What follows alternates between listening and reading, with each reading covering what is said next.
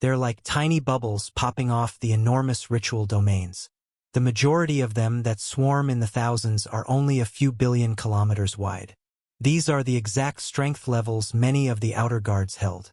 Occasionally, large masses of primordial aura cast invisible shadows over the swarming troops, with an aura spanning a few 100 trillion kilometers.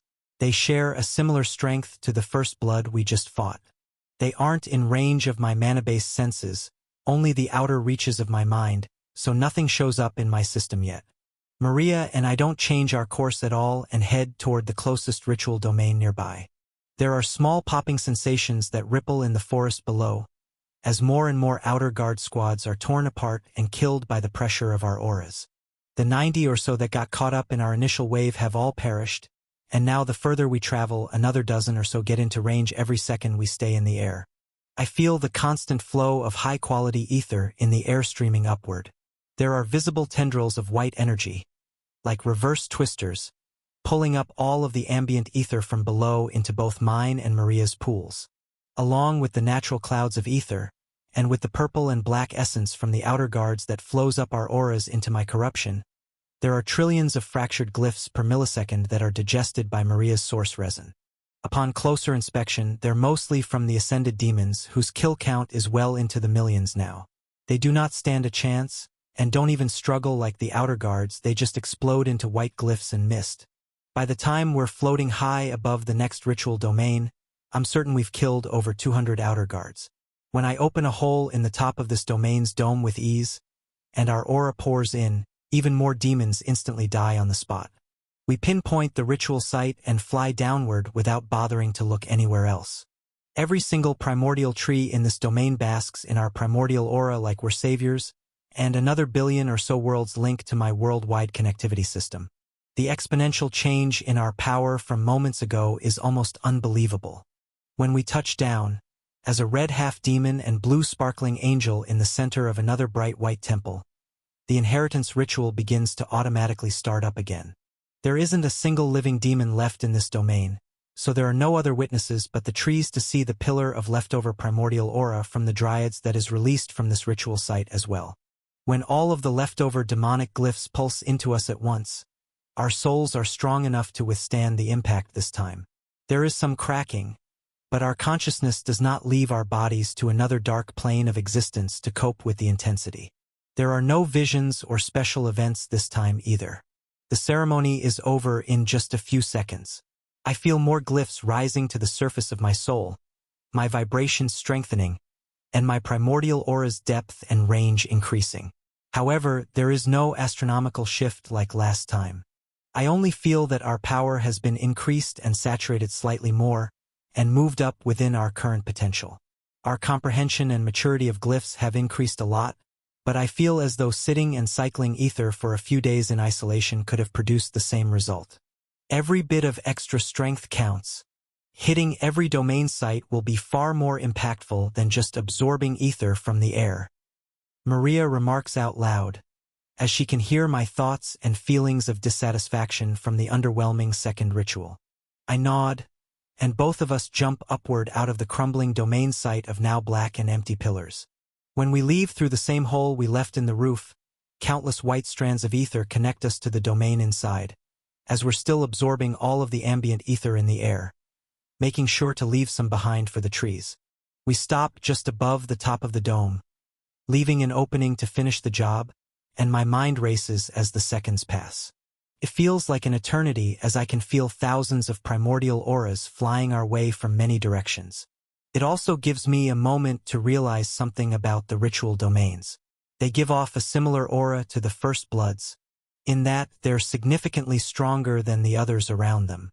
I was far more conscious to feel the pillar of aura released by the ritual site this time, and couldn't help but feel a wave of guilt mixed with relief pouring out of it once it flowed into us.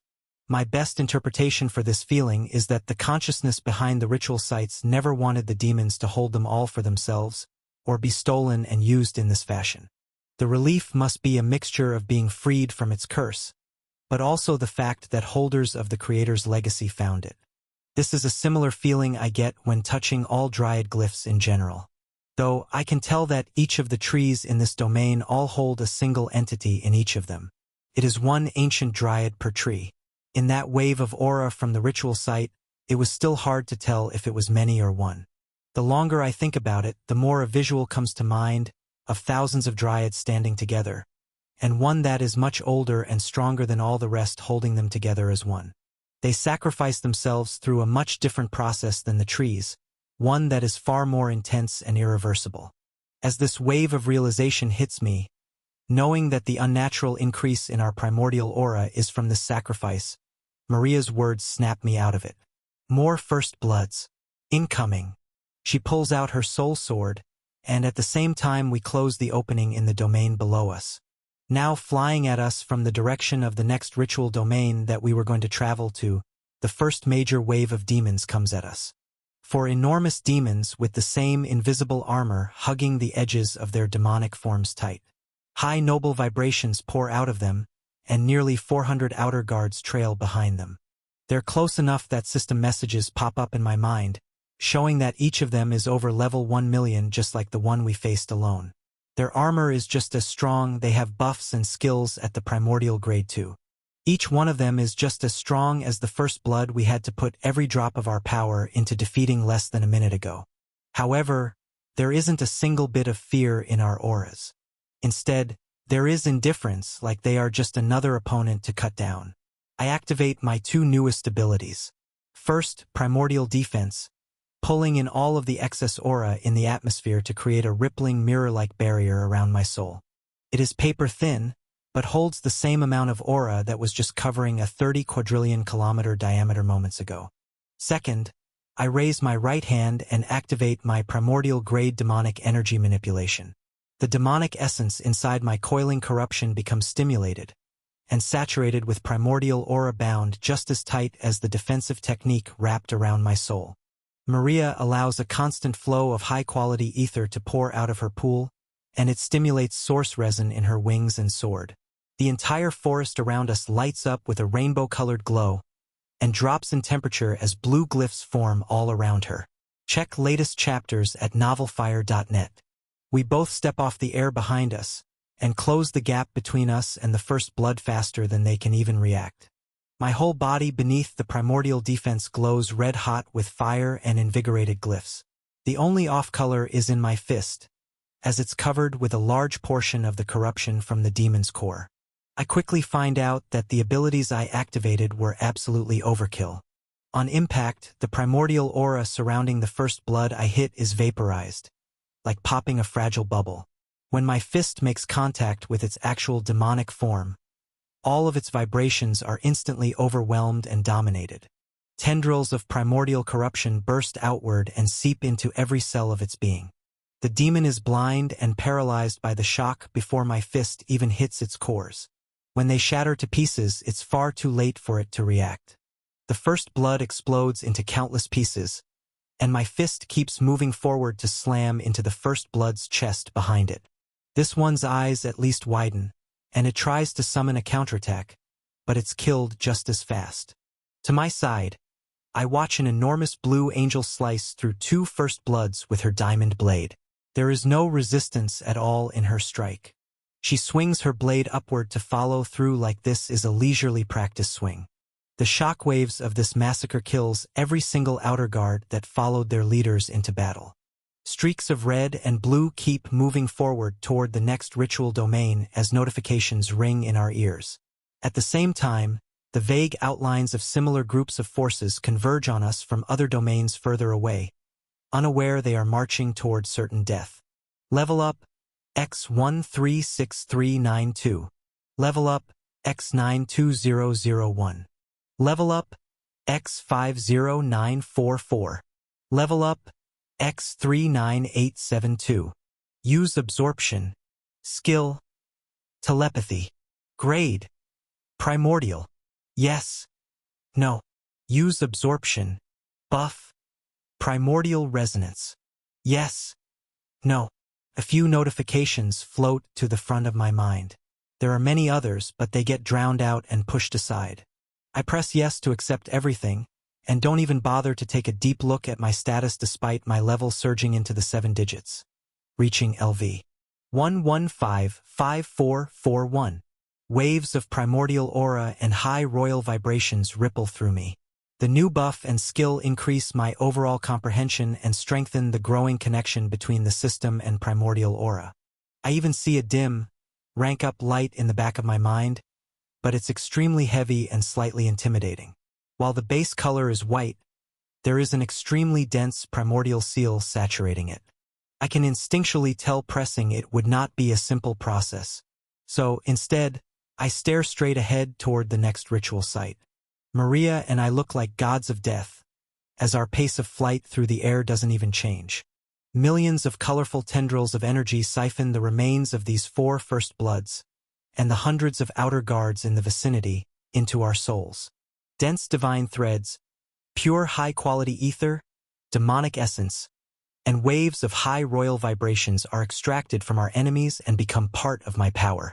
I even begin to see visions from all of the demons past, watching the slow takeover of the lower realm, how each of these demons played a role in siphoning the energy out of peaceful civilizations to bring here.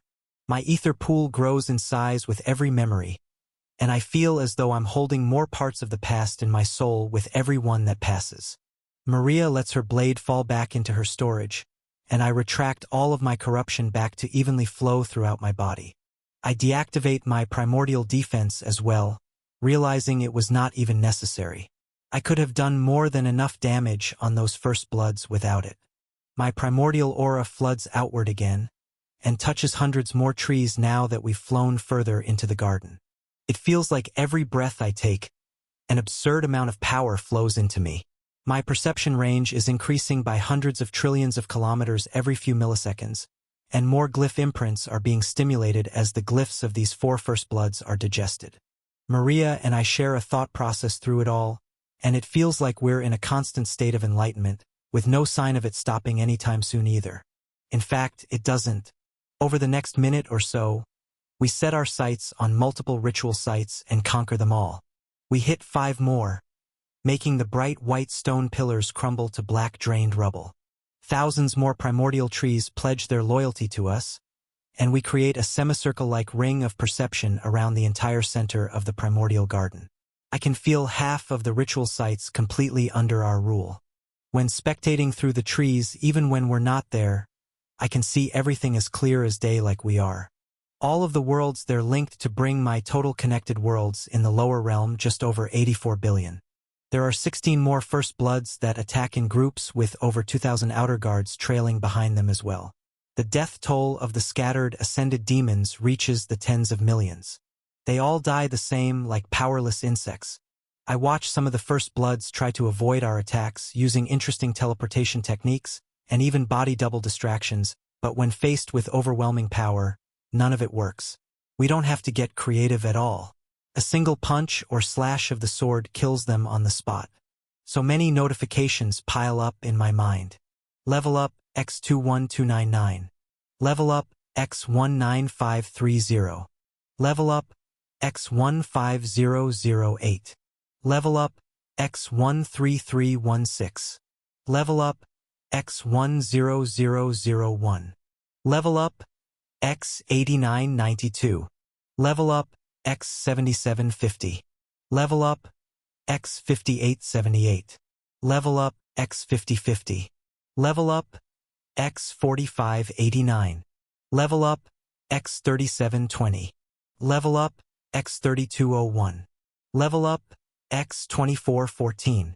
Level up, X2000. Level up, X1559. Level up, X1031. Use absorption. Skill. Shadow step. Grade. Primordial. Yes. No. Use absorption. Skill. Dark mist. Grade. Primordial. Yes. No. Use absorption. Skill. Body double. Grade. Primordial. Yes. No. Use absorption. Buff. Primordial strike. Yes. No. Use absorption. Buff.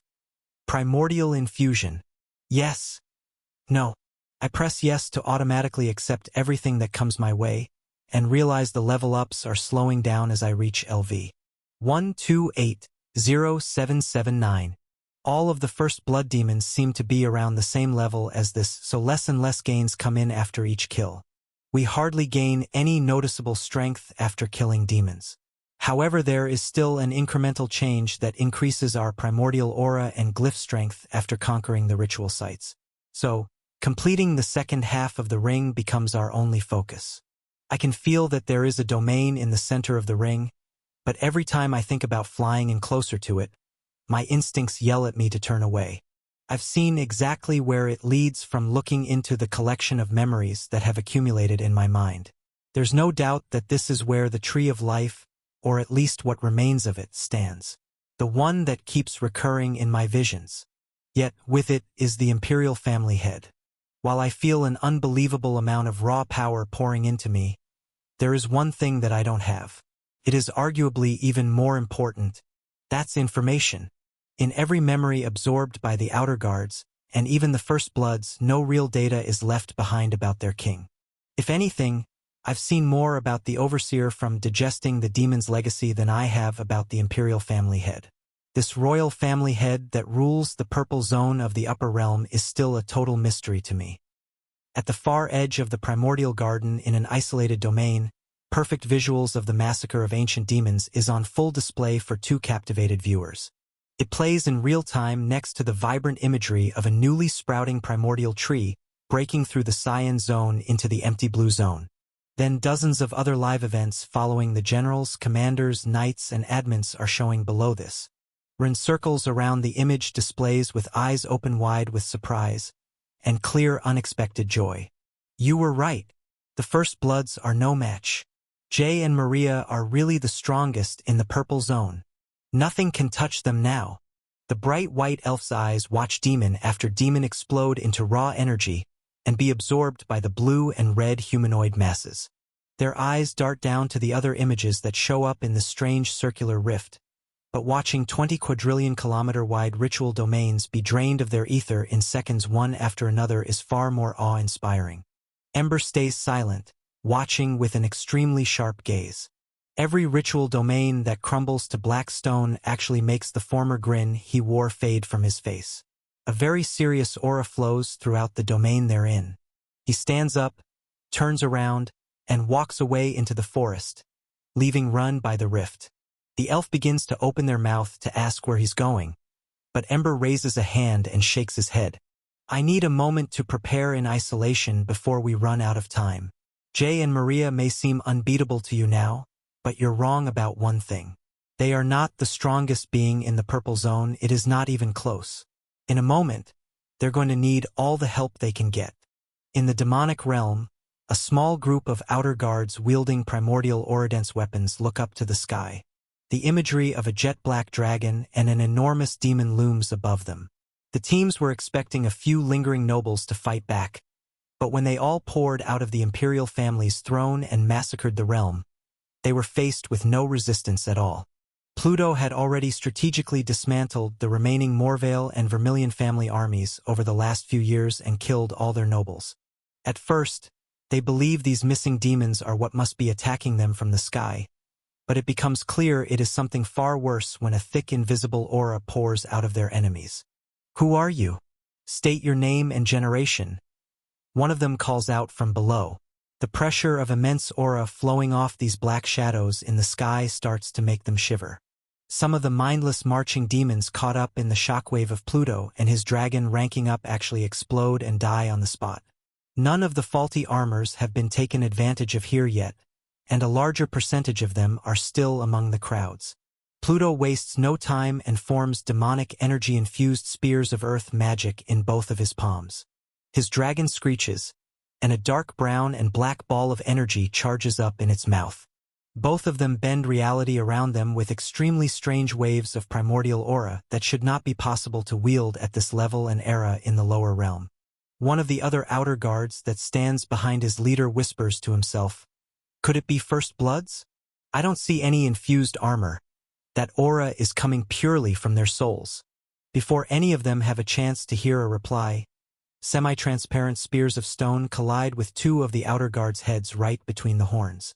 They pierce through the layers of white high-quality glyphs, primordial aura, and tough demonic forms of these high noble demons. There is almost no delay between the impact against their heads and the aftermath of them being split in two, cores shattered, and the primordial earth spears colliding with the bare desert ground of the demonic realm. A beam of liquid earth and demonic energy comes out of the dragon's mouth at the same time, covering the wide range around these demons where the remaining outer guards try to escape. Yet, they cannot handle the pressure and massive volume of 1% of stats from 84 billion worlds and primordial aura from the purple zone dominating their minds and bodies. The impact shockwave ripples outward, across the entire planet. If this were any normal world, it would have just crumbled to dust in the empty void of space. However, for some reason, it is far more sturdy than most planets its size and class. Their primordial auras spread out to the far ends of the solar system they're in, and even the explosions of the mindless armored demons create enough shockwaves in just a single reaction to destroy this whole world. Yet, only an upper layer of crust is vaporized. The desert beneath these demons, the mountains tens of thousands of kilometers away, and all of the diverse landscapes on the far side of the demonic realm, when this shockwave of primordial aura, celestial energy, high-quality ether, demonic essence, and all from fully saturated yellow cores, cannot withstand existing within the same reality. All of the Imperial Demon's remains are destroyed, other than a few of the Outer Guard's horns and soul weapons. Every demonic beast and commoner demon that was left behind on this world serving the 5 royal families disappears like they never existed. The only landmarks that remain are 5 enormous black towers glowing green, cyan, blue, purple, and silver at the North Pole of this world. Pluto and his dragon look away from the chaos, expecting the entire world to crumble. Instead, their eyes widen once they see the base of these towers that were concealed deep underground. The towers' bases all connect as one, and they're sat upon a curved surface that looks just like the curved edge of the world they were just sat upon. This curved surface goes on much further than just beneath the towers. It is not just a support system that is rooting them into this world. It seems that it has become the world itself. When Pluto and his dragon look down, they see an enormous black planet, about 2/3 the size of the demonic realm they just thought they destroyed. On the surface of this black world, there are trillions of intricate runes carved. Each of them begins to glow and pulse in a rhythmic manner, flashing with white and purple lights. An extremely slow pulse of gravity seeps out from the center of the world and begins to spread out into the surrounding space. Outside this small pocket of space, at the edge of the galaxy, within strange dark clouds where the demonic realm stands, far more chaos is breaking loose. Bree and Alvaron react to the rising Emperor's gift of primordial aura, to those ranking up with eyes open wide. None of the advanced surveillance systems or even in-depth spectate scans sent back from those on the front lines show any difference in the knights, commanders, or general stats. From the outside looking in, there is no change in the amount of ether being used, mana cost per skill action, or even density of divine threads. The only slightly measurable difference is the frequency of vibration output. As with massive amounts of primordial aura, the range of vibrations increases. Yet, despite basically no metrics changing, every single one of them grows thousands of times stronger. Extremely high-quality recordings are taken of every battle, and Alvaron begins to send coordinates and transfers luminite crystals to the frontline fighters, pinpointing the most high-risk threats they need to take care of. About half a second later, Bree snaps out of her shock and begins helping too. Flashes of light blip all over the galaxy as what looked like unbeatable opponents now cannot even land a single hit on the Crimson Army. They target all of the intelligent outer guards first, as they are the ones guiding the mindless troops. Yet, in these masses of millions of robotic demons with pre-made high-quality glyph-infused armor, there are not many of the natural talents left. This was an army left behind to exterminate all life once the demons sealed the upper realm after all. The strongest from this generation were mostly all granted a place in the primordial garden. There are not even 100 outer guards in total guiding these troops, and their information-gathering leader that was preparing the demonic realm for its next phase has now gone dark. The Imperial's troops are being attacked from all sides, and the mana-based forces have perfect live surveillance spectate feeds spread all throughout the galaxy, pinpointing their location and reporting every move the demons make. In just a few minutes, the tides of this battle have completely changed. There is no longer any communication going on between the outer guards, nor are there any additional orders to the mindless drones. The only thing these Imperial demons do is send emergency alerts to the upper realm, to whoever will listen. A few try to tear through space and enter the green zone, but it keeps them stuck in place for far too long. The last things many of them see are blue serpents splitting them in half coming out of an ancient suit of blue armor, or the feeling of an unbearable cold sweeping in and turning their vision white while an entire solar system freezes over. There is no longer any urgent matter to figure out how they will defeat this wave of Imperials. Now, it is just a matter of how fast. The Green Zone's demonic forces begin getting pings from their fellow outer guards in the lower realm below, but all of these calls go unanswered.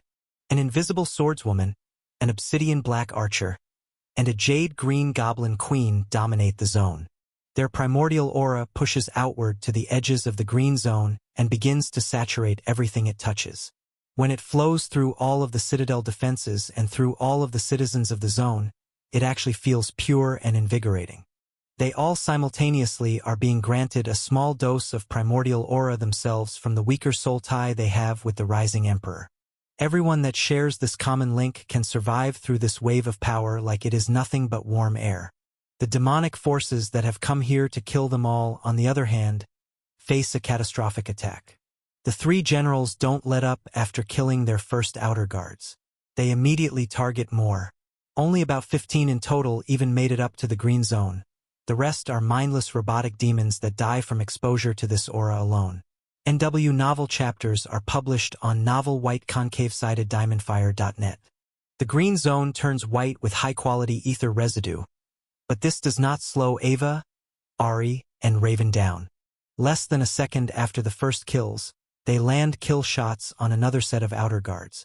Their numbers fall to single digits, and silver swords, a black arrow, and a jade hammer turn toward the remaining demons that try clawing their way through space, attempting to open up manual rifts to the Cyan Zone to escape their ends. However, whether they're in the lower realm or the green zone right now, it is becoming even harder for them to tear through the zones. It is not because they are terrified and not in the right mind, or even lack the energy they did when they tore through the zones before. It is because the fabric between zones is humming and starting to pulse with a dim white light. It is only visible through the tears in space that the demons are making, which are broadcast through many spectate feeds. However, Abby also shares her live spectate feed in the Cyan Zone as her metamorphosis takes place. She cracks through the bottom and top of her zone, and a dim white pulsing light can be seen in the fabric of space between zones. Even the enormous seal above the Cyan Zone's ravine pulses with a faint rhythmic light that wasn't there before. There is only one person that sees everything as it is, happening all at once. Monk has all of these spectate feeds of zone rifts open, watching the slow pulse gradually grow in luminosity. Everyone else is helping to pinpoint enemies and coordinate battles, but he sits alone with his eyes wide, connecting the dots. The spectate feed in the center of all these images of zone tiers is from Pluto's point of view. He watches the glyphs all over the core of the demonic realm pulse with the same exact rhythm. In the center of the primordial garden, there is a small fluctuation in the air above the stump of an enormous primordial tree. The ripple in space grows larger and larger, tearing open the atmosphere to let a single demon walk out. The Imperial family head has a calm expression on his face as he strolls to the far edge of the tree stump, and the rift behind him slowly closes. Faint glimmers of silver light are left behind deep within the rift, but it is mostly residue from the being he was just speaking to. It does not act like a normal tear between zones. It is far more stable and does not lead anywhere. It appears as though it can only act as a medium. This demon scans his surroundings and finds that there are no First Bloods present in the domain like he was expecting. After all, he sent them all out to the ritual sites moments earlier to give orders to the outer guards, and to kill the intruders holding a stolen legacy on sight if they came across each other. Such a simple task should be complete by now. Notifications hit his senses from all sides. There are many that come in as dim white alerts on the outer ring of his mind. They cannot be fully perceived unless he lets them in. They are the updates from the outer guards and automatic alerts sent when even the mindless demons of the ancient army are killed. Without opening these messages, the pure volume of it lets him know there is certainly something going wrong. What shows up near the surface of his consciousness confirms it. Thousands of outer guards have been confirmed dead in the garden, and he's even lost access to 7 of the ritual domains. Over 21st blood signals have also gone dark, and only a few of them managed to squeeze out manual alerts before their deaths. The Imperial family head watches his armies be massacred in real time, but his expression remains calm and unchanged. A dense primordial aura flows out of his body and saturates his being, making it look like he is a demon-shaped, purple-tinted liquid mirror as he walks closer to the edge of the stump while looking out at his empty central domain. An extreme wave of primordial aura bursts outward from him as well, tethered to high royal vibrations, easily slamming against the sides of this domain that stretch over 100 quadrillion kilometers away from him on every side. This was not done on purpose. It is just the natural release of his aura as he begins unsealing a few locks placed on his soul. The glyphs all over his body dimly glow purple. They're stimulated, but it's clear this is just their resting state, and they are not being used for much.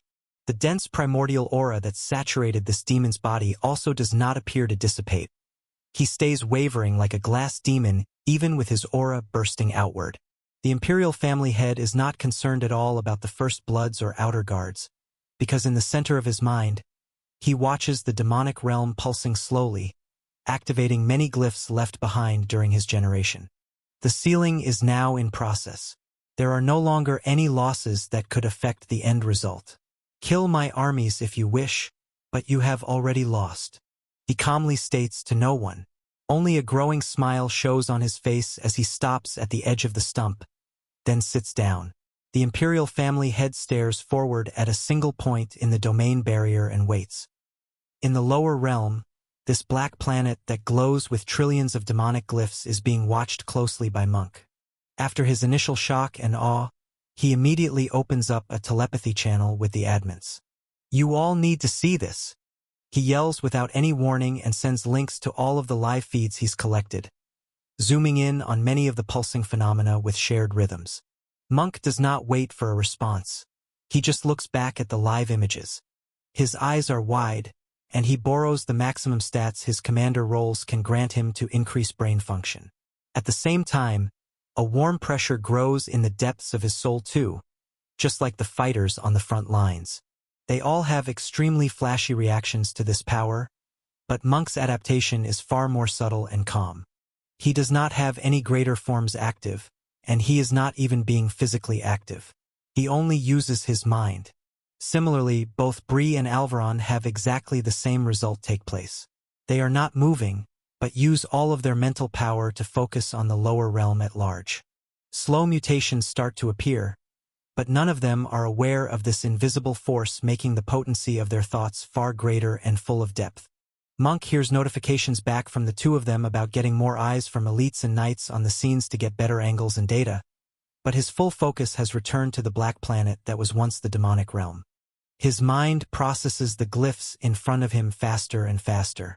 There are invisible ties that begin to form in his mind, connecting old memories of artifacts he used to study on the human world, and even the many new artifacts he got to see while using the worldwide connectivity system the past few years during the last realm wave. It's like he has a picture-perfect memory.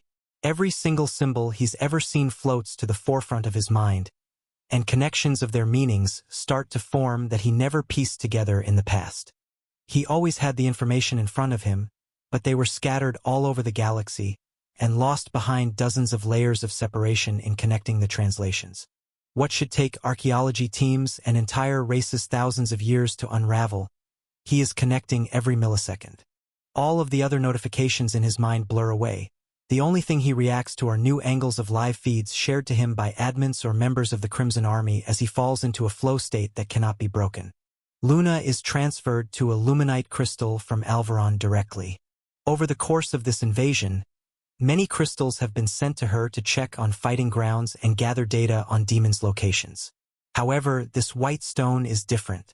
When it's crushed, she finds herself in a desolate area of space. When she looks around, There is a red sun in this star system, but the sky around her is almost completely dark. There are only a handful of visible stars. Other than that, it feels like she's floating in a void of empty space. Behind her back, hundreds of enormous eyes begin to open up wide, then blink, scanning her surroundings with a wave of perception, this time saturated with primordial aura. Her suspicions come true as her wave of aura floods out into deep space with speed that breaks the laws of nature. The primordial aura does not cause any gravity fluctuations, or even make the stars flicker that it flows through. It just maps out everything within the dark cloud she's been transported to at the edge of the galaxy. The first thing she senses is a demon and a dragon floating nearby, as they are the source of the ability to teleport to this strange place. The second is the enormous artifact the size of an entire world they all float above. When this spectate feed of the scan through Luna's senses is shared, Monk's understanding of the structure increases thousands of times over. Its purpose in the lower realm starts to become clear.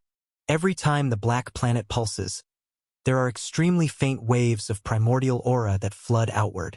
For the first few pulses, it was impossible to notice, but the longer Monk studies its runes and Luna's eyes look deeper into its structure, the veil of its mysterious nature is slowly lifted. Dense structures of primordial aura surge out in every direction.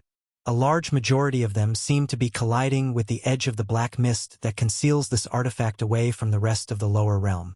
When it hits this mist, the exact location it travels becomes unknown to the spectators. However, Monk starts to see where they're headed when the glyphs in place read out their purpose in perfect clarity. This is the anchor for some kind of massive seal. He whispers out loud while grouping together certain collections of glyphs in his mind and linking them to different streams of primordial aura. Some are programmed to just flow outward and saturate the lower realm with its aura. Others are meant to create barriers around its outer edges.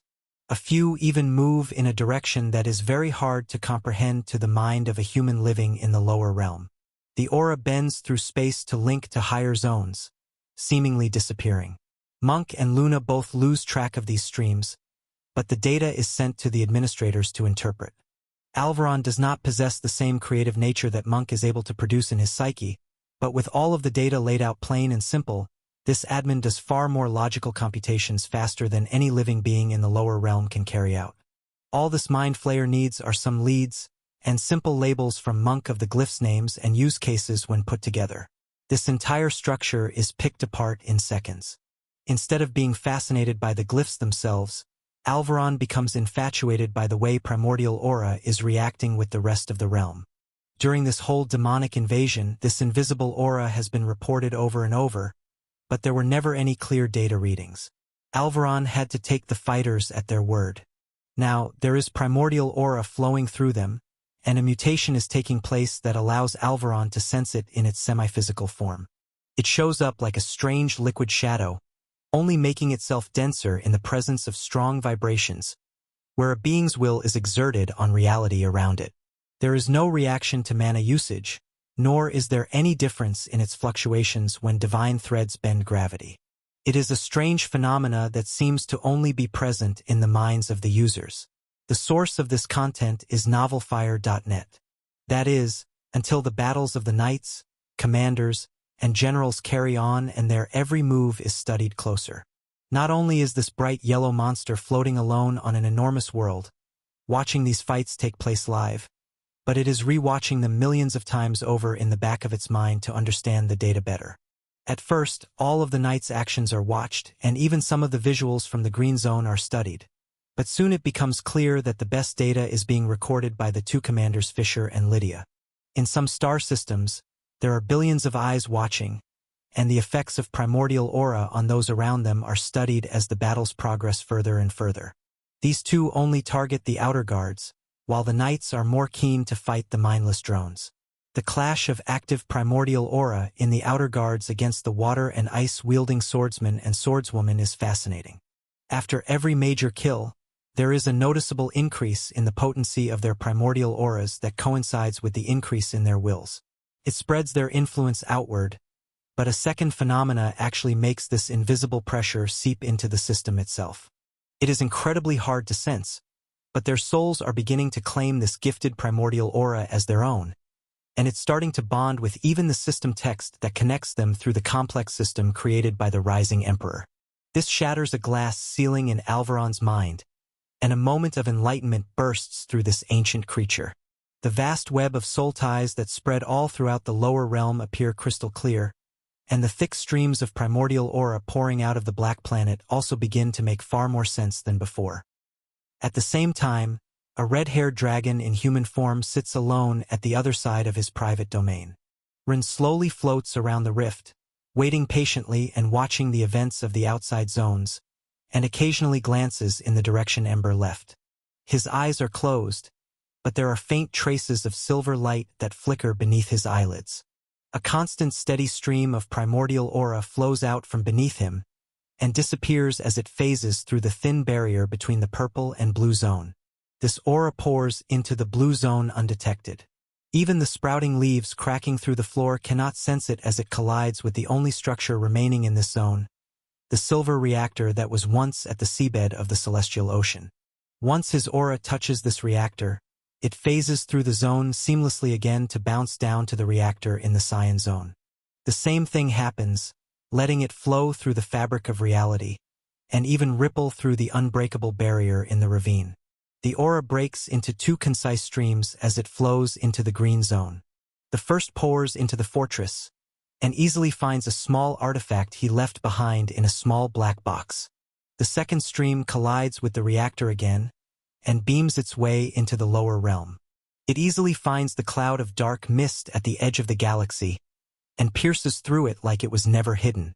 The aura hits this artifact and finally stops its journey through the zones. The silver light behind Ember's eyelids starts to fade, and instead a rhythmic white pulse starts to shine out instead. It is within perfect rhythm to the glyphs on this black planet. Ember's cold and serious face starts to change, and a slight toothy grin returns. One that usually only shows itself when he knows his enemy has just lost an advantage in battle. Meanwhile, Maria and I continue working toward our only goal: to get as strong as possible in as little time as we can. The distance between each ritual domain that we destroy stays constant, but the time it takes us to drain its high-quality ether, primordial aura, and kill the first bloods that come to try and stop us keeps getting faster. Level up, X8273. Another 23 first bloods are killed, and some of them are even a lower level than us by the time we make it all the way around the ring. Others are so close in level we only gain a few hundred levels. Maria and I use the experience sharing perk after every kill, so our levels both even out to LV 1289052 by the time the last swarm of outer guards and a few first blood leaders march to their own death. Many other notifications ring in my mind, as everywhere our aura spreads, more primordial trees instinctually submit to us. My worldwide connectivity system assimilates billions more worlds to bring the total links up to 91 billion worlds. A perfect ring around the center of the primordial garden is clear in my mind. My perception can see everything within a 500 quadrillion kilometer diameter. Yet, a dark blind spot in the center where a strange domain still sits. The faint feeling of links of loyalty forming way outside my perception starts to form in the outer settlements too, meaning the mana-based domain lords made it back safely, but this is far from what is at the forefront of my mind. All I can see now is the black hole in the center of my vision, blocking out this massive domain. There are even squads of First Bloods and Outer Guards far away in other regions of the primordial garden. Some are staying put while others fly our way at high speeds, but these are as meaningless as a few flies swarming around my head. It is easy to ignore. Maria and I don't move, we just float above the last ritual site and face the direction of the inner domain. Yet, every time we attempt to move forward, something deep down screams at both of us to stop. It is pure instinctual fear, and for some reason, I can't fight against it no matter how hard I try. It would be easy to circle around the central domain as many more times as we want, but getting closer to the center makes my stomach drop and all of my energy pathways seize up and force me to retreat. Maria and I bounce countless ideas off each other, but can't begin to understand what is going on. Our primary source of growth has just been entirely drained, And the only remaining option to overcome this mental barrier we can come to are the rank-up notifications still floating in our minds. The longer I stare at the rank-up box in my mind and think about pressing it, the primordial aura saturating the system text becomes far more dense. It's like trying to push two magnets that repel each other together. The harder I try pressing it, the more difficult it becomes. I've never faced any resistance inside the system itself like this. Every feature that has a yes and no option has always been seamless. Some hidden mechanism would always activate and push the function through no matter what. Now, I even share live thoughts with Maria, and she feels the same exact thing happening in her mind. It is the most logical plan of action to rank up and gain another boost in power to enter this central domain, but it becomes very clear this isn't going to work. No extra mana or divine energy or increase in the high-quality ether filling our pools is going to change this fact. It feels like an external force is interfering, like some kind of seal made from an incredibly complex variation of primordial aura. At the same instance, I can feel the many enlightenments of my knights, commanders, generals, and admins as my primordial aura starts to merge with their systems. I can feel it doing the same with mine, at a far faster rate and with more potent aftereffects. I've gained multiple buffs that glow with this primordial aura on my status, and many of the demon race skills have been upgraded again far past celestial grade to primordial. However, even these don't feel quite right. I activate my primordial defense, bringing my aura inward to surround my sacred body in a tight layer, then activate primordial resonance. It forces my mind to concentrate only on the present in front of me, creating a slight tunnel vision effect. My senses everywhere else are still active in the back of my mind and will trigger my attention if necessary, but this blocks out all distractions to put me in an artificial flow state. The potency of my primordial aura temporarily increases by many times over. I recall seeing a few First Bloods using this buff. It would increase their speed, attack power, and battle IQ for a short period of time. However, it didn't stand out much when they all were one-shot killed. Now, I can see its effectiveness. I scroll through my status and find that this feeling actually makes itself clear in multiple places. The first is around my soul sword. It was impossible to sense when my awareness was at a lower frequency, especially in the blue zone when my sword first fell into a dormant state. Now, I can see there is some kind of mental barrier between us. It didn't fight back before because I didn't have enough primordial aura for it to care. Now, when I try to nudge my mind closer to my soul sword, it repels me away just like my rank-up notification. Next, I start feeling this aura everywhere. It appears in every one of my celestial grade skills. At first, it doesn't make any sense, but I open up all of their information and scroll through their settings and find that this aura is actually coming from their upgrade options. I have enough PP to force upgrade 1 celestial grade skill to primordial grade. My mind instantly falls to absorption, but when I try to mentally press yes, the option gets further and further away. Even in this flow state, I can't find the root of this barrier that's making itself known all throughout my system. It's like someone or something has placed a manual potential blocking bottleneck in its code. After hitting more dead ends, I deactivate these buffs and look to Maria. Still nothing. She replies but doesn't look back toward me. She only points forward at something else. Well, I think we're going to have to make do with what we have. There's no need to break through the central domain barrier if they're letting us through. The dark void of nothingness in my mental image of the central domain starts to show a small crack in its outer edge, and of all places, it appears right in front of us. Visible to the naked eye, massive white high-quality glyphs start to glow, revealing themselves from the invisible state they were cloaked in moments earlier. I can recognize all of the symbols as the Dryad's language, but I don't feel any primordial aura coming off them. When my own aura tries to flow toward them, it's blocked and repelled by an ominous invisible force, just like the feeling inside my status. An archway slowly opens up, large enough for both of us to fit through in our enormous battle forms if we wish.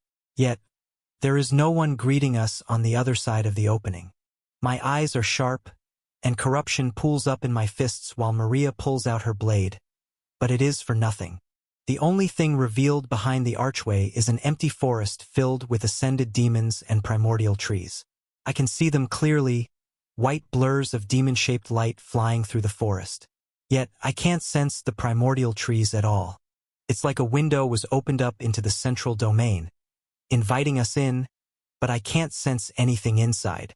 All I do know is that the barrier of strange primordial aura that was covering this domain is not present in the small archway that's opened up.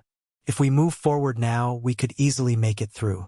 I stay silent and try to analyze the scene before me, but no additional information becomes clear. There is not even a trace of the aura left behind from the being that opened this archway in the barrier. I'm almost certain the Imperial family head is going to be inside, but I have some doubts. If he is so close by, why would he let us destroy all of these ritual sites and kill off his armies of outer guards and first bloods? It wouldn't make any sense. Yet, the longer I stare forward, imagery of one of the visions I inherited from the demonic glyphs flashes in my mind. It's of a demon and dragon flying over a final stretch of forest before coming across an enormous primordial tree of life. While I can't sense their auras, my natural eyesight is strong enough to see and put together the patterns of the trees. I quickly realize that this is the same exact stretch of primordial garden, and sapling trees that I saw in the past are right in front of us. I feel a hand hold mine, then squeeze it, breaking me out of my daze. While all of this information rushed through me in about half a second, it is close to an eternity when faced with our dilemma. So, do we accept the invitation? Maria remarks. In the back of my mind, I begin to see chaos among the higher rank system users in the lower realm break out once they all catch on to Monk's discovery. I slowly nod and drown out the system messages and stare forward. Whatever this phenomena is, the cause of it is inside this domain. Not only that, but if this domain is affected by the same seal that's present in my status, the answers to how I can break it may be inside as well. Yes, I think we will. Whatever opened this archway in the central domain wants us to enter. It is obviously a trap. My instincts are giving off mixed readings the longer I look. I can feel that there is incredibly valuable information inside this domain and the potential for power, but there is extreme danger as well. When my gaze lingers on the edges of the barrier that are still active, all of my aura is repelled. Yet, when I look into the small opening, nothing happens at all. My primordial aura just rests up against it like a solid wall. Just by looking at the types of glyphs active around its borders, and my intuition alone, I'm sure once my body makes contact with it, it will let us through.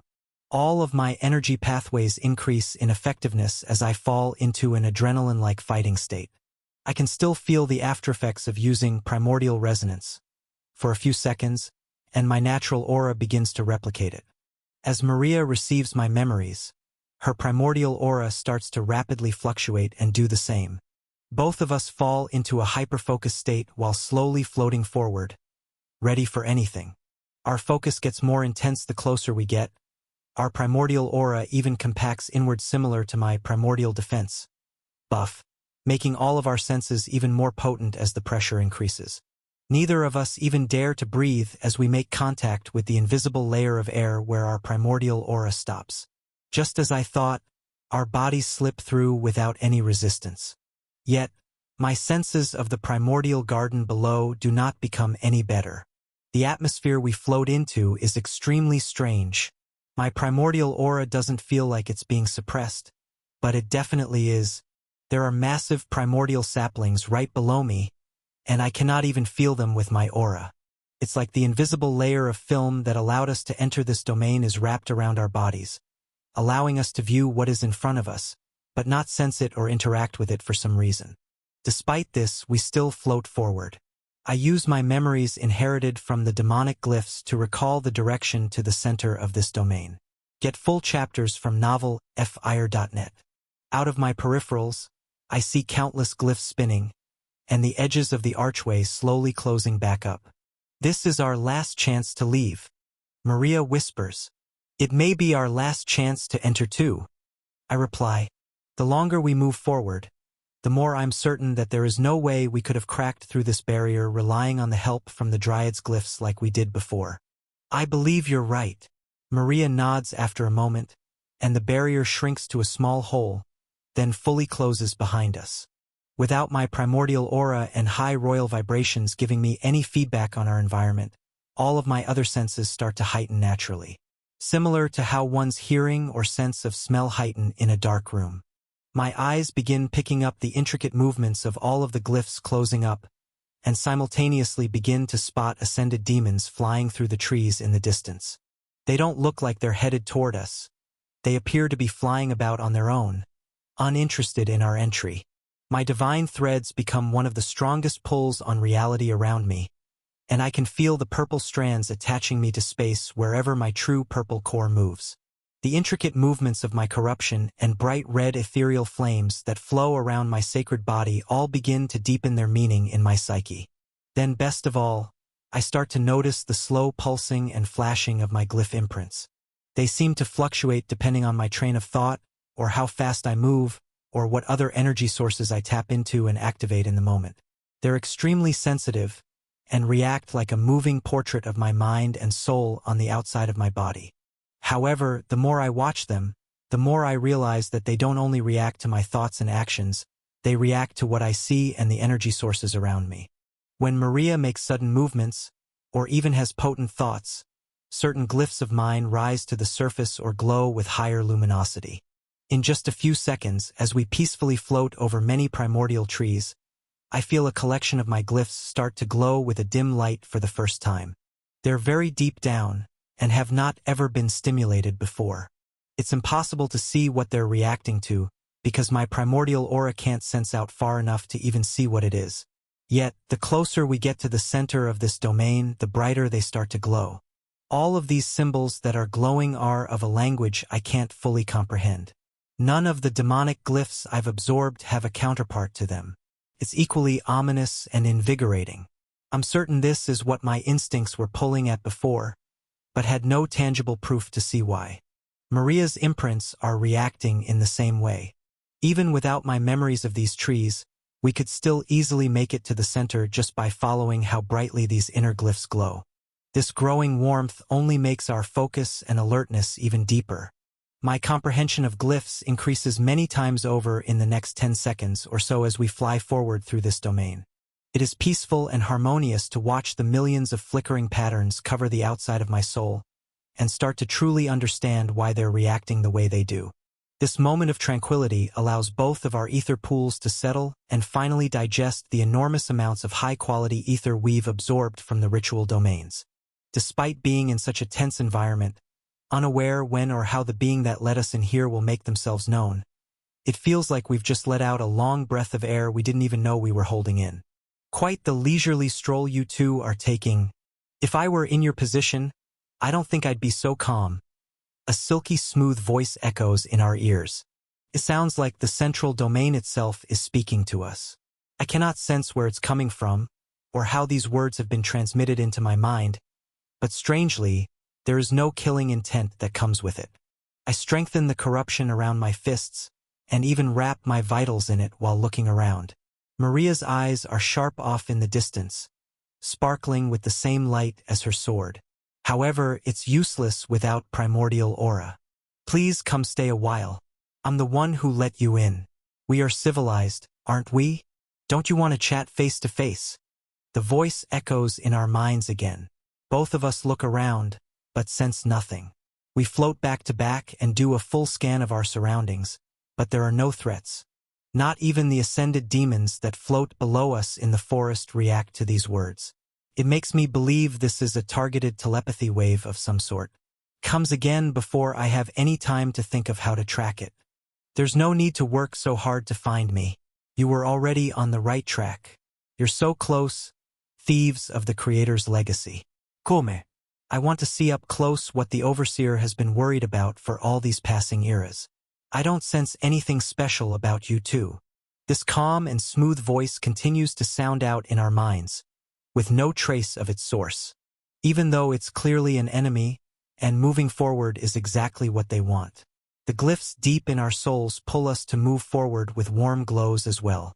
I'm still able to see ahead a few hundred trees in all directions with my natural vision, not using primordial aura and vibrations to aid it, and I'm certain using the memories of the past in this domain that we're getting close. Just as this thought comes to mind, the trees start to thin out, and the scene of an empty portion of land comes into view. The shadowy background of a massive structure appears behind it, like a wall. The closer we float, the more this wall comes into view, and it appears to look more like old bark. The imagery of an enormous tree stump I absorbed from many of the First Blood's memories fills in the blanks. I start to see that it's curved, and leave the saplings behind me. We get close enough that the top of this curved tree stump, and the outline of a figure, can be seen sitting on its edge. You've arrived, and just in time for the sealing to end. Please, come, I want to show you what you've fought your way from the lower realm to face. It is a rare treat for me to see new faces with this much talent in the current era. The voice still comes from an unknown source when I try to track it, but there's no doubt in my mind we're looking right at the sender.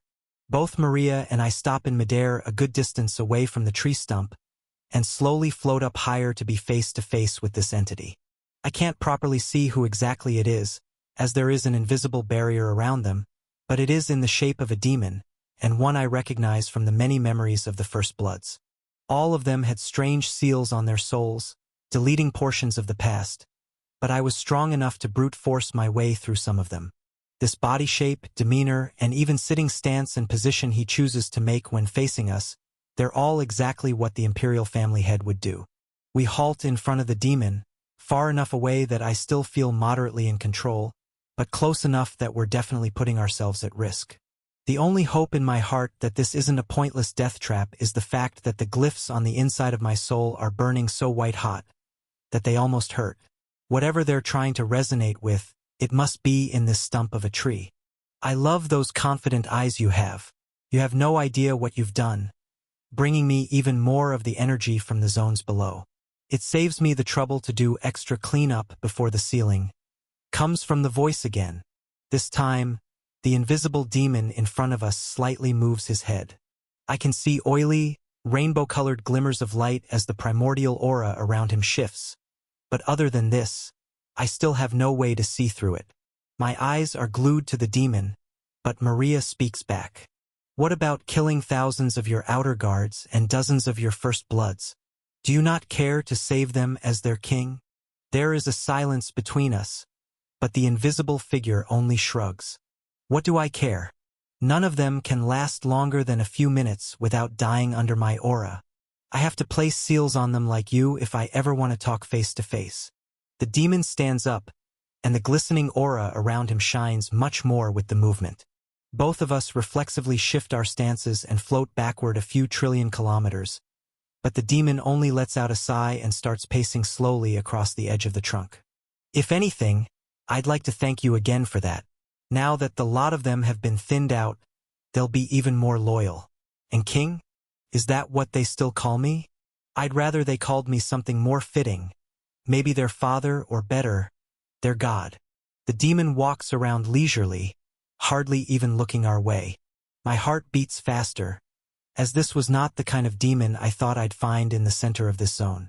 I can't tell if he's indifferent to our arrival or outright insane. If I could gauge his actual level of power, I'd have a better idea of what's really in front of me. My eyes keep shifting away from the demon and back toward the center of the tree. Maria's eyes follow a similar track to mine. The demon stops in his tracks once he notices and reaches behind his back with both hands. It isn't too fast to see, but it isn't slow enough to put me at ease. The movement looks extremely fluid and graceful though. I can't help but watch as he grabs two soul weapons out of thin air. At least, they were hidden behind a layering of primordial aura that I couldn't sense through. My eyes track upward, as a third soul weapon floats up behind him and points toward us, hovering in the air between his horns. They're 3 daggers, all of which glimmer with far more primordial aura than his body. They look almost orange-red, and fluctuations of blue, yellow, and purple make them flash with light. They look like they're made of chaotic opals. I can see outlines of glyphs deep within them, but the majority of the symbols are covered and blurred out by primordial aura. He points the 2 daggers in his hands at us as well. What? You don't want to hear what I have to say? You're already scheming to get your prize? Come on, entertain me. I want to see what the big deal about this creator's legacy really is. Can the 2 of you truly control fate? If you wish me dead, Will I truly die? Even if the strength gap between us is so large. He twists his hands around, and the two daggers playfully spin, but the one above his head stays steady. Maria and I freeze in place, and don't dare to make a move.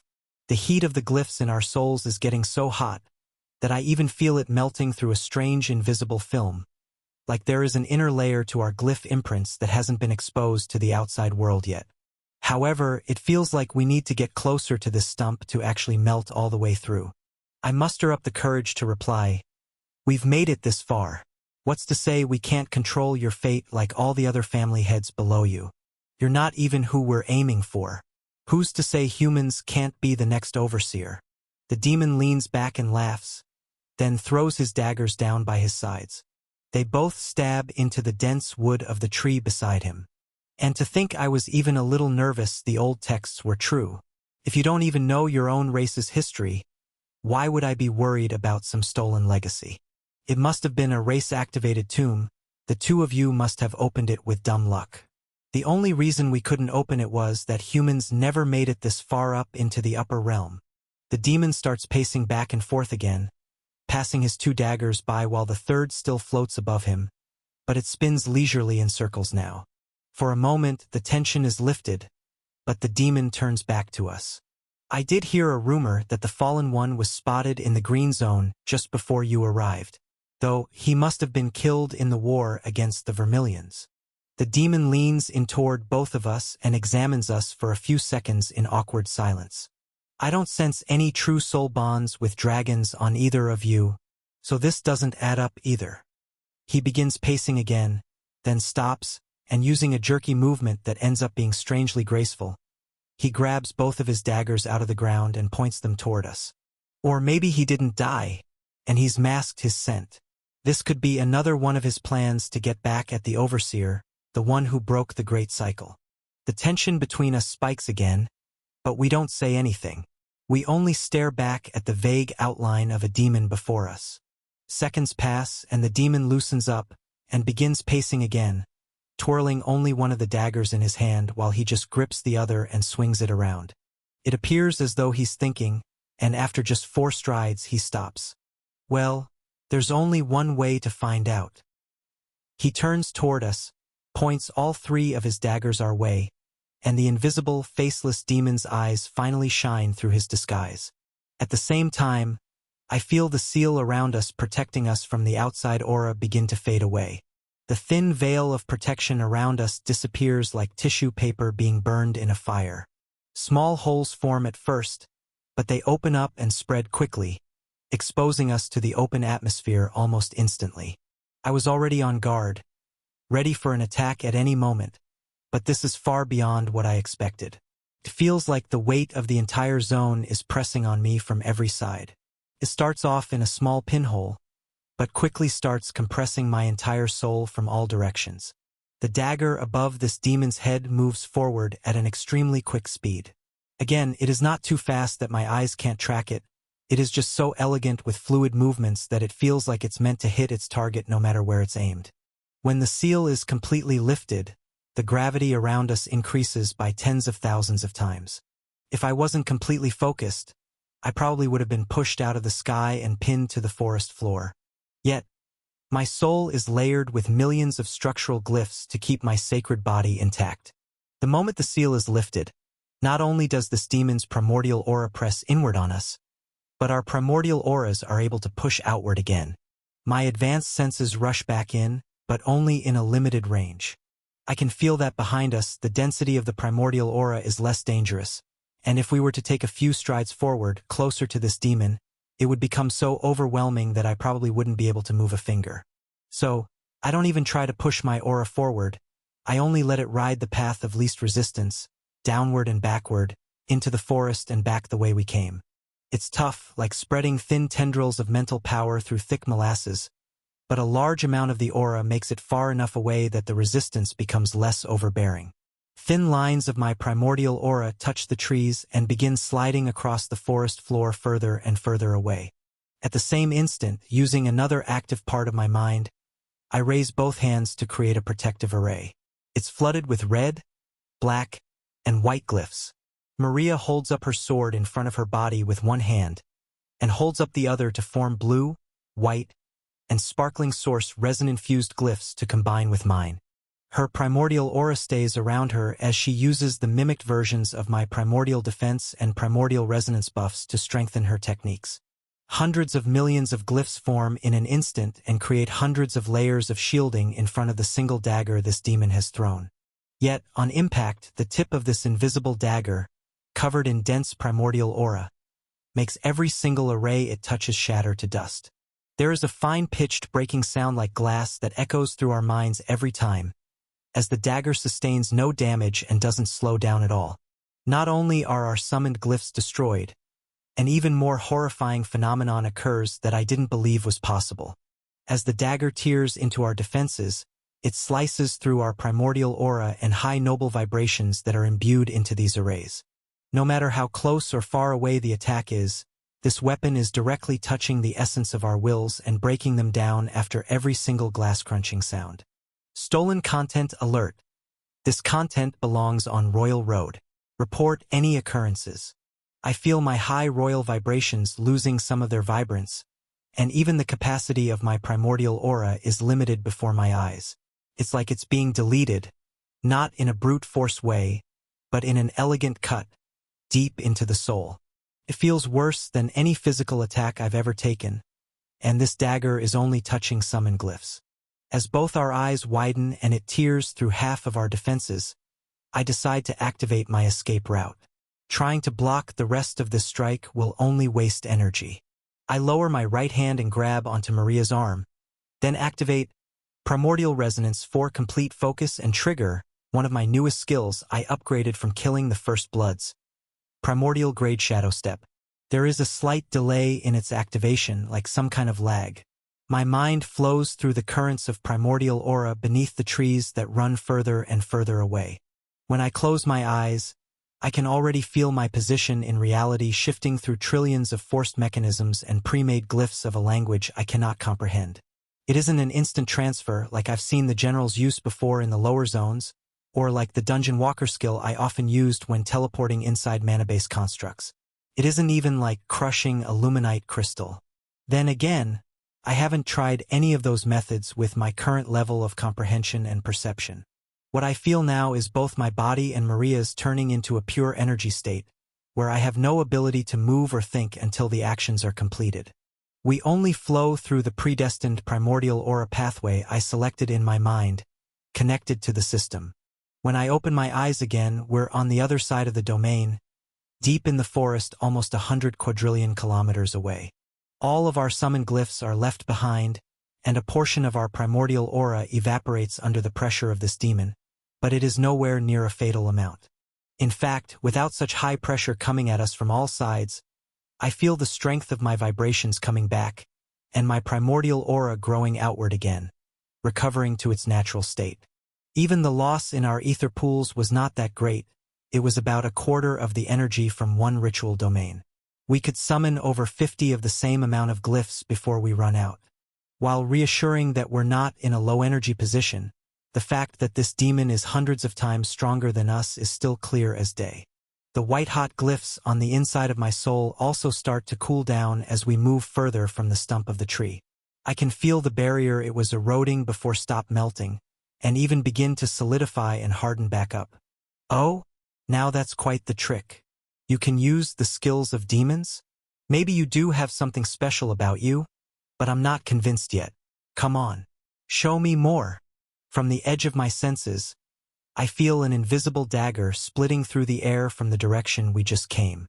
It turns slightly, avoiding trees with ease, and flows with a beautiful rhythm. Part of my mind is distracted for a moment, completely in awe of its elegance, but other parts are already creating countermeasures. Red, black, white, and blue formations are summoned in front of us to attempt slowing the dagger down, while my mind wanders through the tendrils of aura I've spread throughout the forest.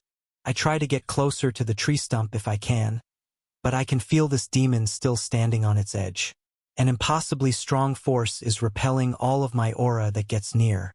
Even the walls of this domain suppress my primordial aura when it gets too close. While it's not as overwhelming as the demon himself, it still slows down the rate at which I can make my aura travel. It's a limiting factor that could put us at a disadvantage. There is only a thin ring of forest between the domain barrier and the stump in its center where our travel can be guaranteed to be fast and seamless. Just as the dagger hits our defenses again and starts to shatter the first 10 or so like frail glass, we disappear and reappear under primordial trees even further away. This time, our backs are only a few tens of billions of kilometers away from one of these trees. If I reached a hand out, I'd touch its trunk. This is close enough to be the strongest aura nearby, and a comforting feeling flows into my psyche along with new links of loyalty notifications. Despite the feeling of that same beautiful, glistening dagger of death coming our way again, I start to do calculations in my mind about how many primordial trees there are left in this domain's forest. It might be enough to gather 100 billion worlds. There's a good chance it will trigger another perk in my Rising Emperor's system. I send to Maria using telepathy, while I show her scans of the forest and a detailed plan of my thoughts. It looks like enough. This will work as long as he doesn't catch on. We have to play it right. She starts to summon another defensive barrier, as the dagger has already split through the forest and found us again. Ember stands up from his isolated place in the forest, and when he opens his crimson eyes, a white flashing light glows behind them. Thin outlines of glyphs appear like reflections in them, like images of the glyphs are playing on a screen in front of him, but there is nothing of the sort. A grin stays on his face while he jumps up into the air and starts to float back toward the tear in space at the center of the domain. An elf's voice echoes through the air. They're fighting already. Jay and Maria. They went into the central domain. Yes, I can see. Stay here and open this domain to the rest of the garden once it's all over. Ember's body begins to ripple with an extremely dense primordial aura, and the glyphs in his eyes shine brighter. As he passes over Ren, and the rift that looks down into all the zones below, the elf nods. A white flash of light surrounds Ember, and out of it emerges his hybrid form. His feet and hands grow long claws, the undersides of his arms, chest, and back all grow scales in areas to protect his vitals. A pair of wings sprouts out of his back, and so do a miniature pair of horns that are covered in scales too, making them far different than demon's horns made from pure bone. All of these scales that cover his body look slightly translucent. They're jet black in color, and some are even a potent crimson on the underside of his wings. However, they look like they have a glossy finish on them. The primordial aura saturating his body is making mirror-like illusions that distort the truth.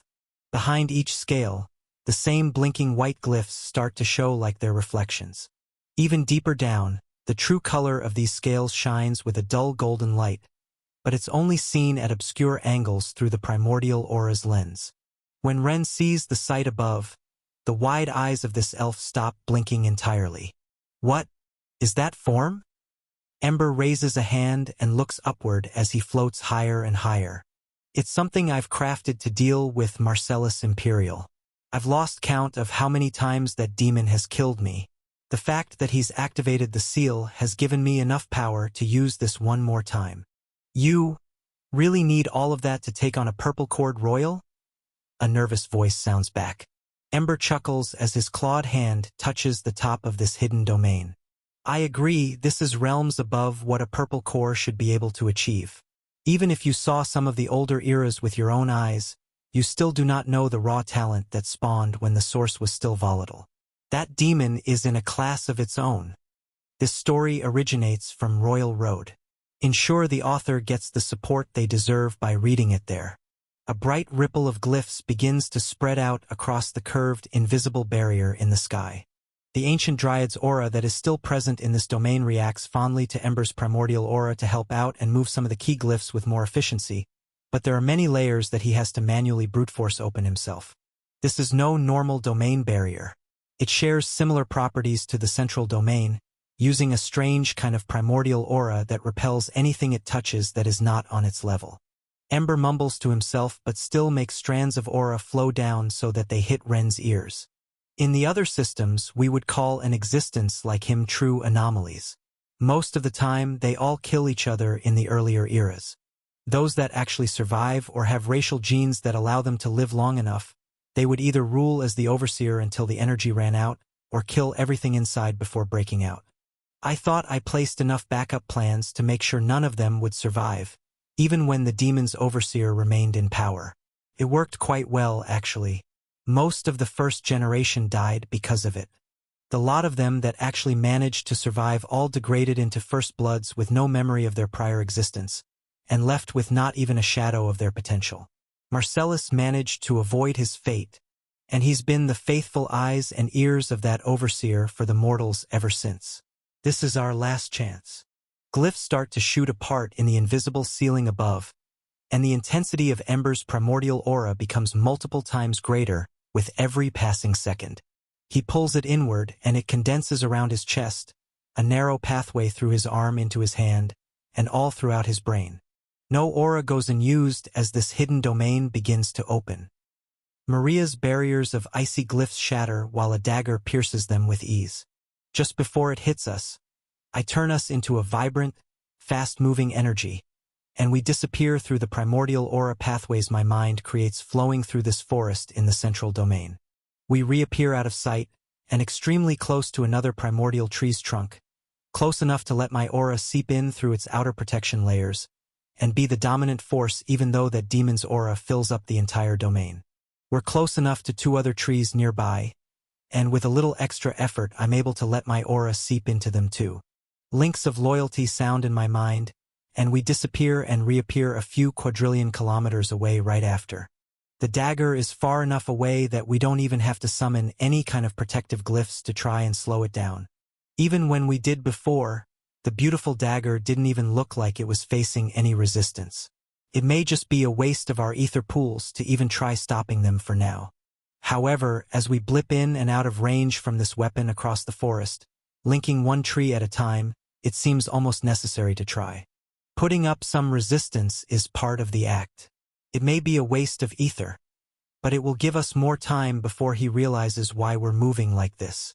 Maria's voice sounds in my head as she forms another few layers of glyphs. At this rate, we're going to have to dodge thousands of times to hit every tree. But she's right. Pretending to block every few primordial shadow steps may entertain him for longer. I can feel the ether in Maria's pools slowly deplete, and I cycle more into her through our contact. Not only does she need it more, but having equal pool levels allows for a calmer and more synchronized mind. Small dots of perception start to appear all over this central domain. Not only are they granting me worlds in the lower realm, but also eyes right here on the battlefield. Even when my aura is out of range, I can still see clearly within a small bubble through the mind of the primordial trees. This awareness is not limited to only the trees inside. I can still see everything outside this central domain. The perfect circle of ritual sites filled with thousands of primordial trees shows in perfect spectate feeds in the back of my mind. In fact, there is a spreading sensation even further out in the primordial garden. It is far away in the outer settlements. I start to feel new ancient races swearing their loyalty. Subconsciously, my primordial aura floods into their beings just like it did for Ulgar, Axel, and Vardon. It is enough to reach some of the trees far out in the domains not owned by demons. Slowly, my perception of the entire purple zone begins to piece itself together. As it does, I see the small thread I must follow in the next few seconds to regain control. Run all you want. The longer we wait, the harder it will be to break through the ceiling of the zones. My life's work will soon be complete. The demon's words sound in our minds like he's right behind us, no matter where I teleport to in this domain. Maria strategically uses less and less pure ether from her pools to block, as it's clear the arrays do nothing to slow down the dagger, but it is actually still useful to practice wielding new glyphs at this level of power. As our shared memories combine, I get the same benefit of greater comprehension after each exchange. Instead of only using Shadow Step, I produce a few million additional glyphs each time too to increase the benefits. These include arrays beneath our feet to make our movements more accurate, or even structural glyphs around my arms, wrists, and shoulders to allow for a sturdier and more accurate casting of other glyphs. I even start layering them on the outsides of my fingers to create extremely accurate funnels for the escaping energy. This goes on for quite a while. We manage to link with over 300 primordial trees scattered about. Outside, in the outer settlements, the spreading links actually move much faster. Thousands of trees automatically submit, and tens of thousands of ancient races do the same. I can feel that some are just following orders, doing as their domain lords command. The first few waves are of weaker-level ogres, griffins, and mammoths. But the next wave comes from a serpent clan, and right after, an enormous herd of three-eyed bulls, a race I've never seen before in the lower realm. A chain reaction begins to go off, as many of these domains have allies spread across opposite areas of the outer settlements, and word travels fast once they all have instant communication and understanding through the worldwide connectivity system. When I look inward, I see that my linked worlds have risen to just over 92 billion. While their contribution is noticeable, ranging in the millions per outer domain, that counts all of the primordial trees in the area too. That amount can be claimed from a single tree here in the central domain. It's clear that this needs to be my primary focus. Just as we get in an efficient groove, our speed of casting glyphs improves quite drastically. After absorbing so much raw ether from the ritual domains and storing it all in our newly formed high-quality ether pool, it hasn't had the chance to fully integrate with our minds and souls. Every few seconds it gets easier and easier. We have to use less of our mental power to control each stream of ether to pool into certain glyphs. It becomes more second nature. Instead of individually summoning many symbols and forcing them to work together, we begin forming them all at once, already inside a working system. It becomes less of a mechanical movement with many intricate parts, and more of a visualization of the end result, and our instincts take over to summon the correct glyphs to fill in the gaps. Taken from Royal Road, this narrative should be reported if found on Amazon. With this, all of our external movements become much more efficient. However, the activation of my Shadow Step skill does not change. Once it's in motion, there is always a small lag that I cannot control. This is still limited by the system's present mechanisms. It doesn't matter much, as we're linking to 2 or more trees with every Shadow Step, and our primordial aura grows slightly after every one, making my range of potential teleport points gradually increase. However, our rhythm is broken by more words echoing through my mind in a mocking tone. Not bad for mortals of this era. At this rate, you'll catch up to my glyph casting efficiency in a few thousand years. In the edge of my vision, I watch the invisible demon twirl its body around mid-stride. It's been pacing back and forth and enjoying the cat and mouse chase this whole time, but its movements finally change in a drastic way. One of its arms moves in our direction, and a second dagger flies toward us at a completely different angle. It looks just as elegant as the first one, and when it begins hitting the wall of red and blue arrays summoned in front of it, it's clear it's just as deadly. I teleport us away just before impact, but there aren't many places to hide. We don't have any time to practice any unnecessary glyphs this time around, as the dagger that wasn't close enough to use before is now within range. After linking to 4 more trees in the general area, we blip away in a rush. We're met by the same dilemma when we reappear, not even getting a moment to think. I have to calculate our next route away the instant we appear because these blades can now attack from 2 sides. There is no longer any voice in our head during these next few exchanges, but the demon just hums as he paces about.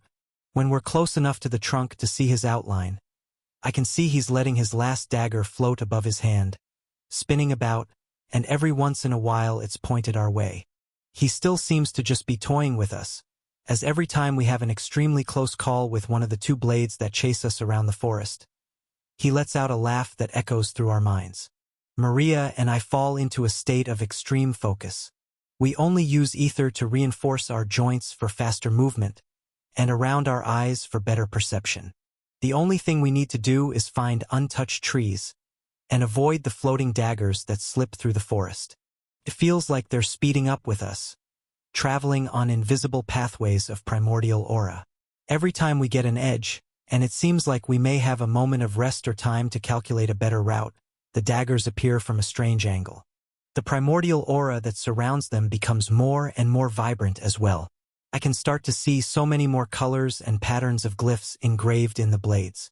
They're all layered, like they have unique glyph imprints of their own. Yet, Each glyph is infused with primordial aura as its base energy source, not high-quality ether. Still, there is a protective barrier around them that makes it impossible to fully inspect. My linked worlds slowly tick up to 93 billion, but I can feel mental fatigue already starting to kick in. This is nothing like activating normal mana-based system commands. Every single time we teleport through the forest, my entire primordial aura trembles. My high royal vibrations are squeezed with tension, and it puts an extreme amount of pressure on my mind. I can see all of the trees I need to get to, but a voice rings in my head that makes me question how it will be possible in the time I have left. You were interesting at first, but it looks like you cannot improve any further. Oh well, another disappointing challenger. In the back of my mind, the demon lets go of his last remaining dagger, and all of the mental pathways I thought were safe to travel to moments ago are all cut off. This method of teleportation is not fast enough, nor is the range far enough for what we're facing now. I grit my teeth and send Maria a telepathy message. Instead of disappearing together, we create a collection of arrays in between us, and they explode in a violent burst of fire and ice. She borrows one of my newest upgraded primordial grade skills I gained from the First Bloods, and in a series of bright flashes, many body doubles of a red demon and blue angel appear all throughout the forest. When my body doubles activate and spread out in all directions, there is a clear difference between the real me and the 9 other copies that burst outward. After this recent skill upgrade, the number of doubles has increased, and instead of being a pure mana clone, each one carries dense primordial aura as well. The clear difference in mine is that the copies do not carry corruption, nor any high-quality ether. However, they do all carry a strange echo of my high royal vibrations carried through the primordial aura that is infused within them. With that, purple divine threads keep the entire mana-based structure rooted in reality. The same exact pattern follows with Maria. Copies of her disperse all throughout the forest, paired up with versions of myself. Yet, none of hers carry any source resin in their bodies, and the swords that are replicated appear as bright blue rather than the diamond one in her real body's hands. When we blip away from the 3 daggers, they collide with a pair of our doubles instead. Very similar to how they make our glyphs shatter like glass, the 3 rainbow weapons tear holes through our body doubles like papier-mâché. In fact, the small holes that are torn through them grow in size like lit tissue paper once they come out the other side. I can experience the sensation through the double's eyes without being in any danger, and it's quite horrifying. The advanced version of primordial aura that was on the outer barrier of this domain, and that surrounds this demon, that is what spreads through the doubles. It feels like it's canceling out the primordial aura and pure mana that make up this manifestation. There isn't even any resistance, the power difference between auras is too large. Yet, I'm certain it's not pure raw power that makes the gap. There is something very strange about this energy. Even when it destroys a fragment of my consciousness and forces it to rejoin with my main body and mind, I still get the sense of elegance and beauty. It looks and feels like the 3 daggers were meant to tear through that double all along. I can't understand this feeling, but it begins to show up over and over again. Moments after our first pair of doubles is killed, another is targeted and obliterated on the spot. They aren't as fast as our real bodies because there are no glyphs enhancing all of their movements, yet each double is playing their part. Using shadow steps only, the lag time between activations does not give us enough time to react to the fast-moving daggers. However, the instantaneous shift using the instant transfer perk between double-doubles is much faster. Enjoying the story? Show your support by reading it on the official site. There is no need to set up defensive arrays or even mentally prepare for each transfer. We can wait until the last moments before impact to swap our bodies out for the doubles that are quadrillions of kilometers away. Each blow does cause my mental fatigue to grow worse, but it's temporarily solved our speed problem. In fact, it's solved other problems too. Not only can these conscious blobs of mana and primordial aura be used as meat shields, but they can also influence the primordial trees. The strength of each of their auras is not as strong as our real bodies either, but when they make physical contact with a primordial tree, it gets added to my links of loyalty, even if it's killed the moment it touches a tree. In addition to this, large amounts of the ambient primordial aura disconnect from the body doubles the moment they're killed. While the physical body is deleted from existence, it leaves an invisible cloud behind, and other doubles can lock onto the aura and make it their own. These doubles all shadow step to the best spots they can while they're not being targeted by the daggers, to give us even better options to instant transfer to, as well as contacting more trees. Instantly, the thin ring around the tree's stump lights up with energy as there's over 10 times as much movement and chaos happening. At the same time, my linked worlds rises quickly too, easily surpassing 94 billion in the first few seconds. Primordial grade body doubles too, but that would mean you're over level 2 million. That cannot be right. Echoes through our ears. This time, the demon's tone is different. It sounds like he's genuinely confused. At the same time, I feel his pacing slow down, and the aura around him get denser, like this royal family head is thinking about something very hard. It feels like the temperature inside this domain rises slightly as he does, and my movement speed even takes a few extra million glyphs per action to keep the same rate of motion. The gravity definitely increased, and the general thickness of primordial aura in the air increases. I don't react at all and only stay focused, watching my linked worlds surpass 95 billion. Maria and I both have to resummon all 9 of our body doubles tens of times, and our primordial aura is starting to deplete faster than it's regenerating. But we're getting so close. Over 1,000 of the primordial trees in this domain have submitted their loyalty to us, and in the back of my mind, more and more patches of outer settlement domains are starting to get the word. It's risen from just a few to now dozens, and they're starting to spread in a crescent shape, beginning the pattern of what must be an enormous circle around the primordial garden. The pressure in the air rises again. Our movement speed becomes even tougher to maintain. The daggers stay moving at the same speed, but our doubles do not have the glyphs to keep up. Half of the doubles we spawn now are destroyed before even touching a single primordial tree. That's it. One of you must have a power-stealing skill. I've read an originator text about someone like you. The demon's words echo in my mind with a sharpness none of his other words have ever made before. He even stops pacing entirely and turns his head to lock onto our real bodies. All I can see are his bright purple eyes layered with glyphs infused with primordial aura. They shift back and forth between us, like he's looking for something in particular but can't find it. No matter how many times we instant transfer to safe positions in the forest, his eyes still track us with ease. Before there was only pure intrigue and a playful attitude.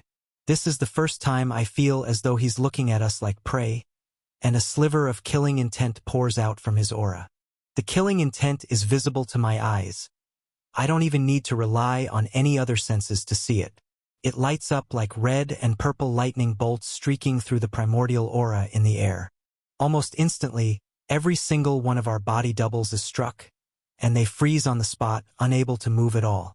I get to feel the absurd sensation 9 times from my own doubles, then 9 times again from Maria's before I feel the aura actually hit my real body. It gives me just enough understanding of the situation to put up the proper defenses. I activate my primordial defense and siphon all of the corruption filled with primordial-grade demonic essence up through my arms, past my neck, and into my head. Bright flashes of source resin flood away from Maria's wings and out from her sword to cover her head as well in a similar fashion. Still, the intense shock of the mental attack hits our psyches with so much pressure we're frozen in place for a few milliseconds. The control over my energy forms even wavers. The glyphs reinforcing my body shift in strange patterns, and the shock of the blow completely disconnects my senses from the outside zone for a moment. The fact that so many doubles were just destroyed, and I don't have the conscious idea to create more, sets 2 things in motion. The first is all 3 daggers coming toward our real bodies, and the second is all of the spread-out blobs of primordial aura connecting directly to me rather than finding a new body double nearby. It increases my recovery speed and shakes me out of my daze in time. I have to use the outdated escape method, grabbing Maria's hand and shadow-stepping away. We don't even go to a new area of forest. I retreat even further away from the royal family head, into a portion of primordial trees that are all entirely claimed. As the corruption and source resin spread back out into our bodies, we activate our body doubles again to give us more mobility before the daggers catch up. However, there is a horrific ringing in our ears, and my perception sensitivity is half as clear as it was moments ago. I start to cycle my bright red ethereal fire through my body, and use an old cycling technique to pour it into Maria's body as well. The pristine white and blue Archangel's form is flooded with red fire, and we continue swapping our way through forest that's already been traveled through while healing. In a matter of seconds, the foggy vision and ringing sounds go away, but the royal demons yelling in our minds does not. Where is he? The fallen one. There is no way you could have made it up this far without him, especially with that skill. We don't respond, and slowly get back into a rhythm. Just as we break out of the forest we've already linked to my system, and begin touching new trees, another shockwave of killing intent destroys every one of our doubles, and puts us into a moment of shock again. Do not ignore me. You, the one who wields fire. Show me the soul weapon you've been hiding. It must be you. Last time, we only regained our consciousness moments before disaster. This time, we were stuck much further away, and structured our mental protection in a more efficient fashion. In fact, I don't even lose any major sensory function. There is only a sharp pain and some ringing. We're able to summon our body doubles and continue linking worlds almost instantly. I watch my linked worlds surpass 96 billion in the back of my mind as he yells again and sends another wave of mental attacks from afar. This is enough playing around. I've deduced enough. She holds the resin of an origin world, and you must be the one who steals skills. Tell me, other than the creator's legacy, you must have come in contact with another fated soul artifact. The originator's texts have never been wrong. I must get my hands on it. That is how I can make it out of here. This time, the mental wave is not even powerful enough to make me waver. All I feel is a slight echoing sound on the outer edges of my consciousness for a moment, but no actual damage is done. The ringing and blurry vision are avoided. Yet, the gravity in the atmosphere becomes extremely tense. I feel the demon's eyes tracking me in particular, as though he's lost interest in Maria altogether. He doesn't send any mental attacks at all for a few full seconds. I'm able to take advantage of this and touch hundreds more trees, bringing my linked worlds past 97 billion. This isn't just from my efforts. The linking of the outer settlements has spread like wildfire, creating a bright crescent of domains in my mind, stretching to wrap around almost a quarter of the distance to envelop the neutral zone separating the settlements from the demon-owned land in the center of the garden. The spread of linked domains even pushes outward far further than I traveled with Ulgar when we first got here, but the further out they link, the fewer primordial trees there are, and the lower the world count gets. It's clear the focus is concentrated on linking more domains as close to the neutral zone as possible. All of my energy pathways pulse with excitement, as I'm getting closer and closer to unlocking a new perk, but I feel this demon's eyes digging into my soul no matter where I run. He clearly does not know what my plan is with these trees but doesn't seem to care. This royal family head uses an advanced form of primordial aura to look deeper into me than I can even see myself. At first, it just feels hot, like there are eyes on me that I can't shake off. Then it starts to affect my movement speed. My joints start to burn with sharp pain on especially fast movements, then my muscles even become sore out of the blue. I feel a wave of perception seep past all my mental defenses and deep into my soul. It has a level of power that I can't touch yet, like the barriers of those domains, and the seal surrounding my dormant soul sword. There is also one more thing deep inside my soul that I do not want this demon to see. That is the suppressed soul bond with Ember, that still faintly shows the direction he's hiding in. My current bond with Maria is so close and shines so bright that it shields it from immediate detection. However, I know if this demon digs far enough, he'll see it. So, I make the decision to move my soul sword closer to the surface of my consciousness and let him lay his gaze on that first. When the unblockable aura touches the dark outer layering of my dormant sword, I feel an instant repulsion in the depths of my mind. At the same time, the demon's purple and rainbow eyes widen, and he contracts this advanced primordial aura back in an instant. It's real. The originator's amplifier is real. Echoes in my mind, and tens of times more killing intent crackles out from this demon's invisible body, who stands high up on the stump of a dying primordial tree. Instead of single waves of killing intent only targeting my body doubles, And moving for me last, these red and purple streaks of energy burst out in all directions and fill the entire central domain. All of our doubles are destroyed instantly, and the killing intent even latches onto the ambient primordial aura in the air, not allowing it to move. As much as I want to retract it back into my main body, it's pinned down in place, frozen and disconnected from my senses. Stop playing around. If you have the originator's amplifier and the creator's legacy, then why have you come to this place unprepared? If you found that tomb, you must have read the same text that I have, and in full, not just the copied version the overseer provided.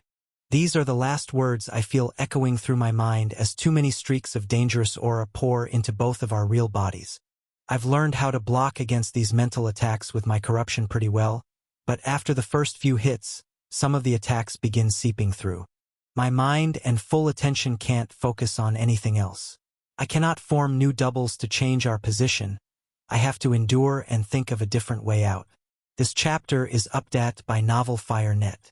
When dozens of these mental attacks hit, the ringing in my ears returns, and once hundreds and even thousands start colliding with my mind from all sides, I get hit with the same shock as I did the first time I was struck. Temporary blindness hits me. I can't perceive anything at all around me, and even my summoned glyphs go dull and start sinking back inward toward my soul. It feels like I'm being forced to sleep, and there's nothing I can do about it.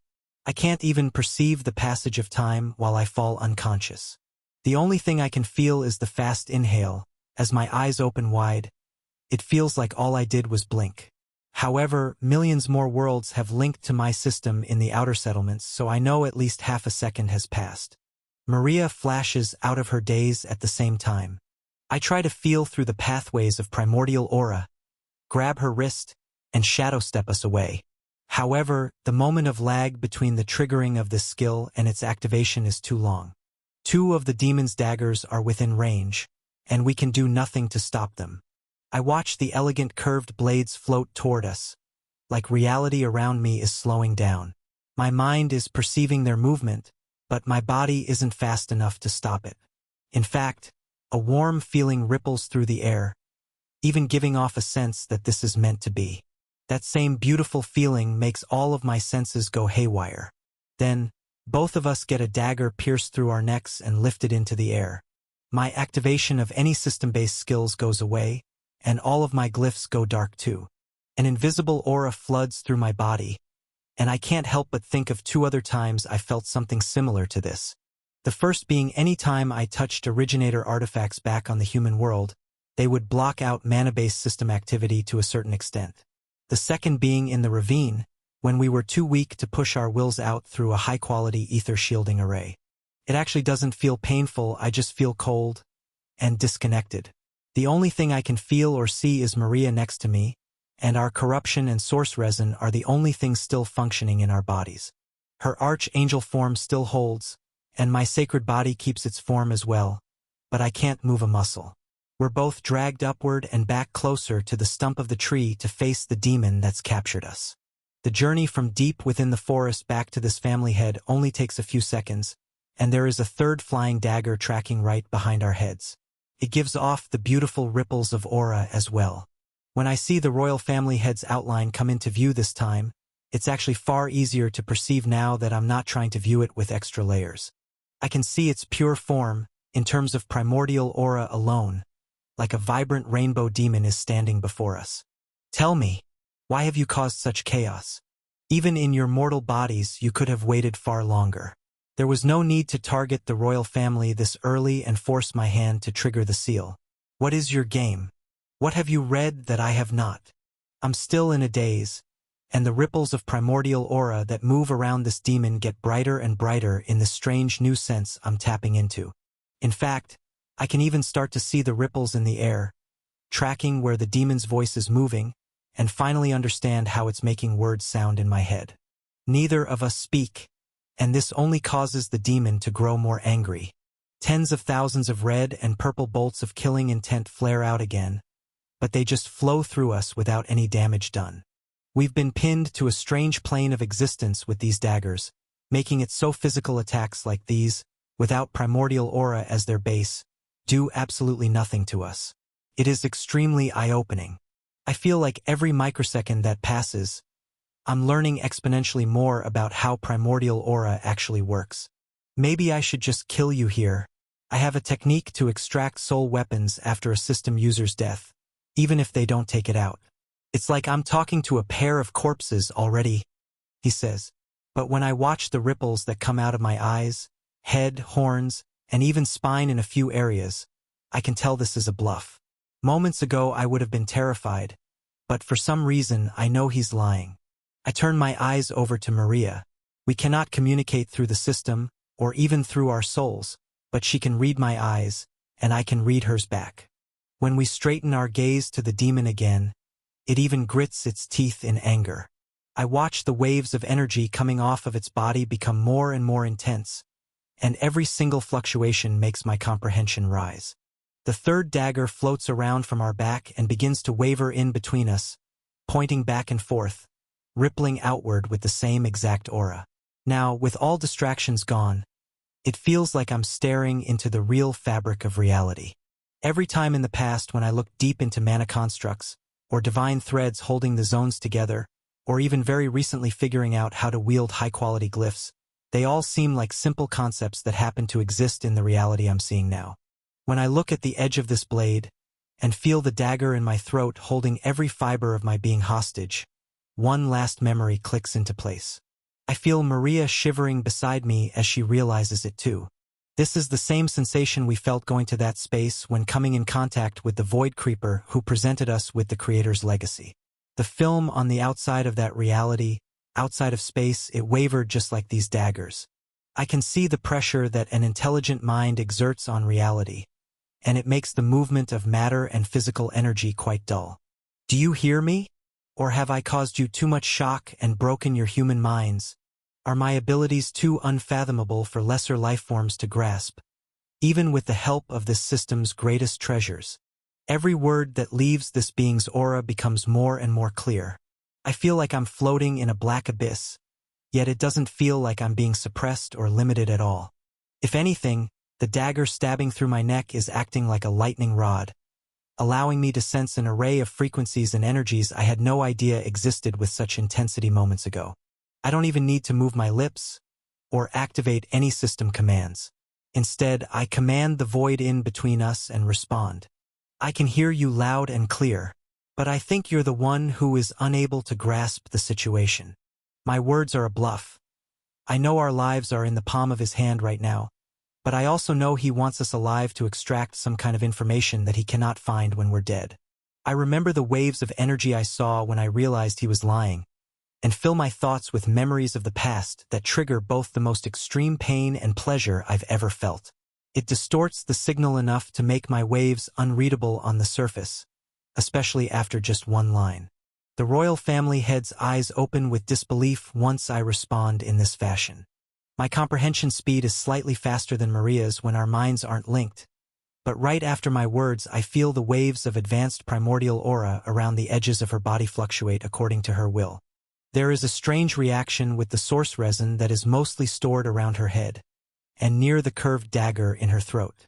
Instead of becoming obsolete like most other physical matter, all of the sparkling particles begin to flow within her primordial aura and brush up against the sharp blade of the knife.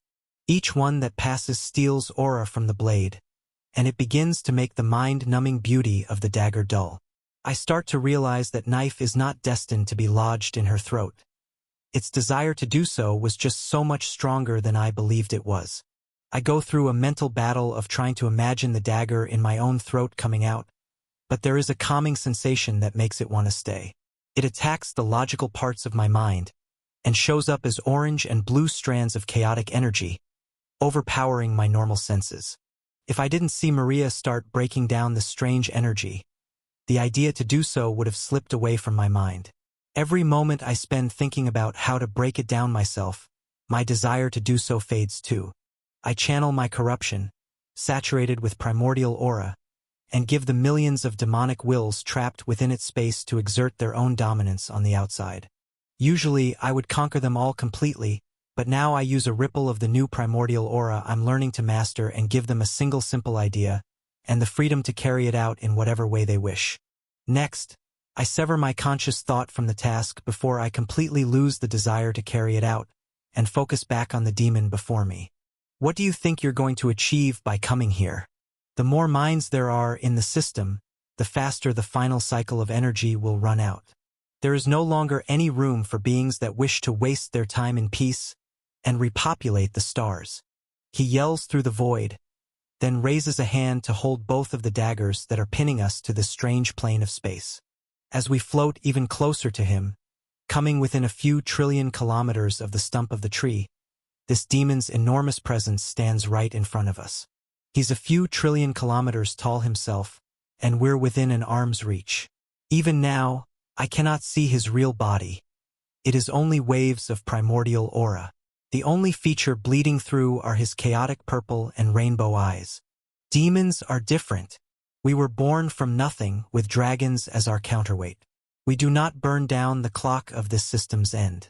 How do none of you lesser mana beings ever understand it? We were always meant to live in the eternal paradise in the end. It was never yours. His words are confusing, but all of the ripples coming off of him now are full of passion. I can only sense that he believes everything he says. So, let me see that amplifier, or you're both dead. Again, the ripples around his body quiver like he's lying, but I don't know why. A very fast-moving blur of advanced primordial aura hits my vision next, like rainbow confetti is thrown in front of my face. I don't know if this is another trick from the demon for a second, but realize pretty quickly it is a large amount of Maria's source resin melting through the outer layer of the dagger in her neck. In a fraction of a second, it's shifted out of place and almost pulled out. Before it is, the third and final one floating between us heads straight for her chest instead. Wait! I'll tell you what you want to know. Your next question. I'll answer. I yell out, and the dagger stops right before colliding with her angelic form. Maria's soul energy core is not normal. It is sitting in the center of her chest, and it holds her divine core, but at the same time it is not. All of the energy she wields has collapsed in on a single point, and technically does not take up any true space right now. I don't know how she would be affected by that hit, but I don't want to find out in this way. The demon's chaotic eyes turn to me. They are the primordial aura equivalent of bloodshot, as the glyphs inside them and the energy pouring out is strained and at its breaking point. Fine. You do not want to show me your soul sword without reason. I can accept that. But answer me this, if you do not, your angel here dies. There are no ripples of deceit in his words. I nod, and the simple ripples of advanced primordial aura coming off me hold no complex emotions either. It's clear that I understand. Where is the fallen one? He vowed never to return to this zone again without the means to restart the cycle. You two are here, yet he is not. I repeat myself, where is the fallen one? Where is he hiding? The family head's waves of intensity become so strained that I feel them making my own waver. It's like another version of these daggers' strange effects. I do not have any control over my will for a moment, and it bends to his wishes, making me answer truthfully whether I like it or not. He is hiding. I try to fight it, but it becomes the right thing to do in my mind, like I'm meant to spill the secret whether I want to or not. I can picture the soul bond's last known direction clearly in my mind. Even now, in the depths of my consciousness, I can feel my senses trying to probe for its latest position again. However, once I get a reading, a strange anomaly makes my altered will waver. I gain a moment of clarity instead of pointing where he was before we entered this domain. My eyes track upward, away from this demon, and to where this soul bond leads my thoughts now in the present. A new foreign advanced primordial aura starts to touch my senses, and cracks start opening up near the top of the central domain. The blade hovering in front of Maria's chest begins vibrating violently, like it's about to move forward again. So you do know the fallen one. Where? Tell me where he is. Echoes through the void. At the same time, I feel the soul bond that has been dull since we left the green zone start to warm up deep inside my chest. I cannot sense mana, divine energy, or my glyph imprints at all, but I can sense the invisible tie that links me to Ember. My eyes open wider, as diamond-shaped cracks form all over the sky, like the scales of a dragon, are being printed into this primordial void. The energy that leaks out ripples with dark and dense energy that feels cool and peaceful, like I'm watching the birth of serenity itself flow through the gaps in the domain. I grit my teeth and the demon tracks my gaze upward while I reply, "You really want to see him so bad? Here he is. I've arranged you two an appointment." Shock vibrates out from this demon's psyche, and at the same time, a burst of black and chaotic energy explodes around my neck. It took a little longer, but my corruption achieved the same feat as Maria's source resin. Just enough of the outer layer of advanced primordial aura that was touching my skin was broken down, and the will-altering aura has been pulled from my mind. I give the dagger a violent twist, tearing a hole in my throat. It is painful, but it lets the weapon fall out of my body in the fastest way possible. Maria follows my lead and does the same, twisting the dagger out of her neck while lurching backward. It feels like a heavy net is being pulled off of the outer layer of our souls as we start to break free. The family head does not move at all. His eyes only stare up at the ceiling of this domain. I can't even make out the emotions rippling off of him. There's a combination of shock, fear, disbelief, and most of all, pure excitement. "You really came back. Ha! You almost made me believe you'd stay wasting away in the thin air of the lower realm for eternity. I thought these two humans would be my last bit of entertainment before sealing the fate of this system. But no, you've come to watch me give it the send-off it deserves." He even starts laughing, sending waves of chaotic primordial aura out of his body. It even starts disrupting the process of us escaping from the dagger's auras, and some of the strongest waves pulse upward to collide against the cracks in the ceiling. A strong, familiar voice echoes in from above, carried by soothing waves that appear extremely dark, but my brain registers them to almost appear white in this altered form of sensing energy. "I have returned. Marcellus, your perspective is far too limited to hold all the power that this system contains alone. I must put an end to this ceiling before you make a mistake that no one else can undo." Whether his aura is black or white, I cannot tell, but I do know it's heavy, calm, and smooth. When it collides with the orange and blue chaos pulsing up at it, they are like complete opposite forces trying to exert total dominance on each other. It is actually unclear which one is stronger. Marcellus doesn't respond with words. It's only a demonic roar. He stretches out a single hand toward us, and all three of his daggers come rocketing back into his hands. Trails of source resin and corruption fall off the two that were lodged inside us, and the moment they land in this demon's hands, its aura pours into them again, and all of the chaotic primordial glyphs shine bright as new again. The third dagger circles around his head, closer and closer, until it begins resonating with his horns. Even these glow through the invisible veil around him, and shine with the same purple demonic glyphs printed all over them, infused with primordial aura as his eyes.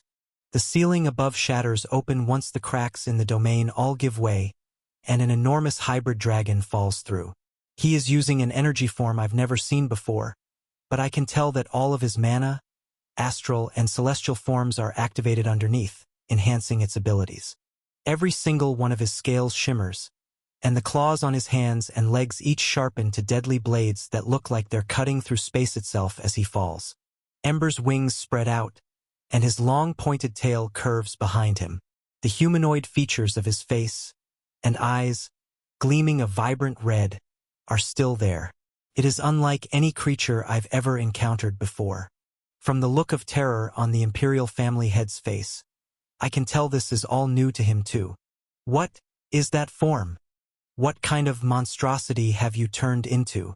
This is not what the demon's fated soul partner should look like at all," he yells. My attention falls inward, looking deep into Ember's body, as silver and golden threads hold him together. The advanced primordial aura that pours off these, making an echo of their existence in reality, is even more fascinating. They send waves of color into my mind on a spectrum I've never seen before. Millions of new, previously unimagined colors pour into my mind. Marcellus Imperial builds up a massive amount of energy beneath his feet and jumps upward off the stump of this tree. It's the first time I've seen him actually move with urgency. Before now, all I've seen him do is stand in place, or pace back and forth while letting his daggers do the work. The smooth and chaotic auras start to bend and compress even more, sending strange waves out of their contact points. It becomes more and more intense the closer they get to physically colliding. While I can comprehend what I'm seeing to a certain degree, I'm certain my strength is nowhere near close enough to get in the middle of this clash. Maria and I both let the shockwaves help in pushing us backward, away from the explosion that is about to go off. As the veil of advanced primordial aura is lifted, the extremely hot feeling of glyphs burning near the center of our souls returns. It begins to slowly melt the barrier holding something back again, but staying this close right now is the last thing I want to do. I take advantage of all this estimation and channel it toward making propulsion glyphs backward in the opposite direction. Then, activate Shadow Step in time to blip over 100 kilometers away. At the same time, all of the updated notifications from the system I missed while held captive rush in. An incredible visual of the outer settlements pours into my mind. Before it was nothing but a tiny crescent, but its growth has spread like two rockets moving in opposite directions around the ring. I can see over halfway around, with thousands of new domains filled with ancient forgotten races pledging their loyalty to me. My linked worlds tick up to 99 billion, and all around me I feel my aura spread out to contact hundreds of new primordial trees. We're far enough away to not be affected by the two auras that are about to clash. But as I activate my foresight skill and feel the shifting energies in the air, it's clear we won't be in a safe range for long. Our primordial auras both spread out, and we activate our body doubles to cover even more area. With no daggers or waves of killing intent chasing us, securing the links of loyalty from hundreds more trees is as easy as taking my next breath. As hundreds of millions of links pour in, I'm still hit with sound waves pouring out of the center of the domain. You've really come back after all these eras? Just to fight me one more time? Do you think the outcome will be any different than the last 10,000 times? This system is ours. We won. Go back to whatever galaxy you came from before I kill you for the final time and your core runs out. The Overseer taught me all about the tricks of the immortals. Comes out in chaotic demonic ripples. Marcellus charges up both of his daggers, and their glyphs burn through the atmosphere, getting heavier and heavier. The third dagger that spins around his horns, making them flash with the same intensity, moves so fast it looks like it's turning to liquid. Strands of orange and purple advanced primordial aura fall off of this weapon and merge with his horns. It makes the demon's entire body vibrate with the same irresistible aura, like he is destined to make every single movement. It looks like he is controlling fate itself. Ember replies back, "You are surprised I've come back to stop you because you have never flown high enough to see the truth. You speak about eras within this galaxy, or secrets of the Overseers, but stopping this madness has nothing to do with such a small game you've created in your head. The end goal of this system's existence is not for a small few to live forever. It is to provide an opportunity for the many to live again and again." The confidence and smoothness in Ember's tone pulse outward with his black and white aura. It floods into the chaos and pushes it back. The illusion of this family head's fated actions is pushed aside as a force that seems to operate on its own plane of superiority challenges it. Both of his front claws move forward, and Ember's sharp-toothed hybrid humanoid draconic mouth opens up wide to show bright white flames building up inside. Their core swirls with too much energy for me to comprehend from this distance and perception ability. Yet, the closer these two figures get, the gravity in the entire central domain becomes heavier and heavier. The pressure of their auras pushes each other back, making them slower and slower the closer they get. Maria and I burst around the entire ring of primordial forest, blipping to the least paths of resistance, where the violent aura hasn't spread to. It becomes harder and harder to watch what is going on because it takes more of my mental and physical energy to do so. I begin to use almost all of my energy on this single task and leave nothing more than a blurry outline of the two in the back of my mind. I see the two daggers collide in the center of both of Ember's clawed hands, and a wave of fire pour out of his mouth. At the same time, a burst of extra chaotic aura seems to be coming out of the demon's horns. However, I can't see it clearly. I can only feel the initial shockwave and the fact that all of my body doubles are killed instantly. Maria and my real bodies are pushed down by the thousandfold increase in gravity yet again, and the flickering of the physical world. As even over 100 quadrillion kilometers away, it feels like we're being forced beneath that veil again that we felt while being stabbed through by daggers.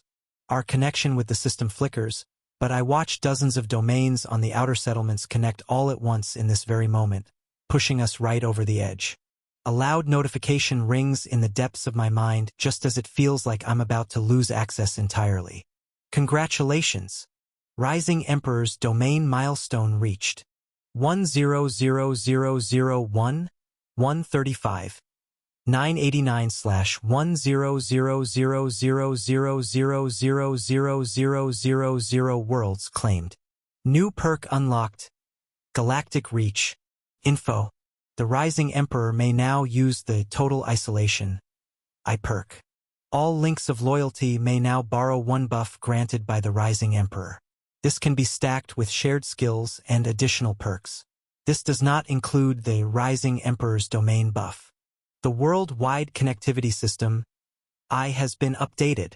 The Rising Emperor may now borrow an additional 5% of all base stat points and mana control efficiency from all subordinates under the allegiance of the Rising Emperor.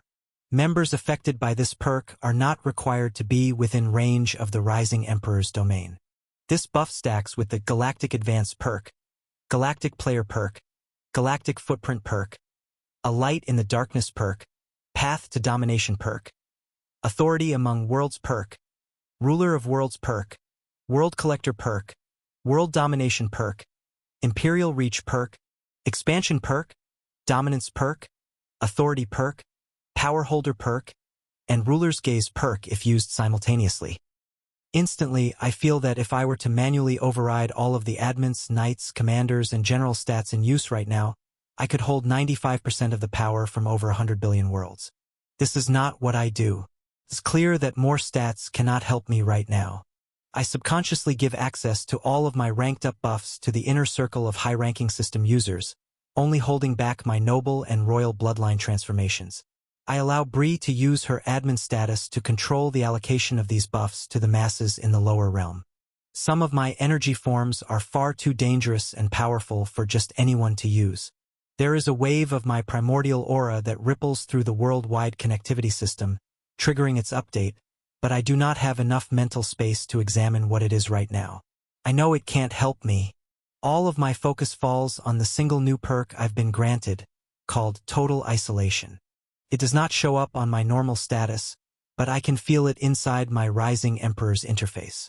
When I try to activate it, empty slots pop up under it, and I have the ability to drag any system user into the activation with me. The slots are endless.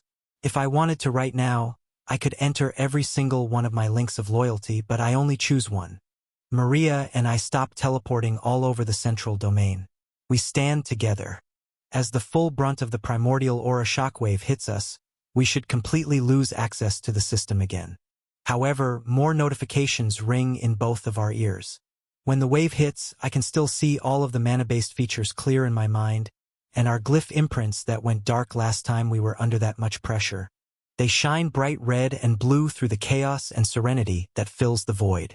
My eyes open even wider in shock, when all of the noise and blurred visuals blocking my view before are lifted. I can see Ember and Marcellus clash as clear as day. A very strange feeling comes over me. It is that same feeling of a veil being pulled over my senses, or like the isolation from the system I experienced in the ravine of the Cyan Zone. It wraps around the outer edges of my soul, and when Maria is linked into this perk, the same barrier forms around her as well. Unlike the daggers that held us in place, this barrier feels like it's completely under our control. With a simple thought, I could deactivate it. However, there is another very drastic difference as well. It feels permeable. When I push my senses through it, I can feel the entire domain around me with a strange echolocation-like technique. It's made of primordial aura, and it's certainly a version far more advanced than normal, but it is not my own. Whatever this aura is, it's come from deep within the Rising Emperor's system interface. Not only can I see beyond the veil in perfect clarity, but inside, the outer layers of my soul feel exactly the same. It's like all of my energy is perfectly contained. Not even the oppressive waves of gravity from the clash of the battle outside are affecting me. Maria and I both look at each other in shock, because it feels like we're able to move and function as freely as though we were standing in the lower realm. Yet, we have access to all the power of a purple cord primordial. Even our glyphs pulse with more power than they did moments ago. Not having to use up mental and physical energy just to stay standing upright from the pressure has elevated large amounts of raw power that can be used for whatever we want. Instantly, we start cycling my ethereal fire through both of our bodies to heal. The energy flowing through our soul energy cores flows through the barrier like it's not even there. Even as primordial trees are bending over and drooping from the pressure of the atmosphere. All of the mental fatigue from running for our lives in this forest is lifted, and we can focus on the demon and dragon that collide with our full attention. The collisions of claws and daggers make every single tree in the domain bend, and the outer layers of the domain barrier are affected too. After Ember broke in from the ceiling, it began to heal itself up automatically, sealing all the diamond-shaped cracks and isolating the outside zone.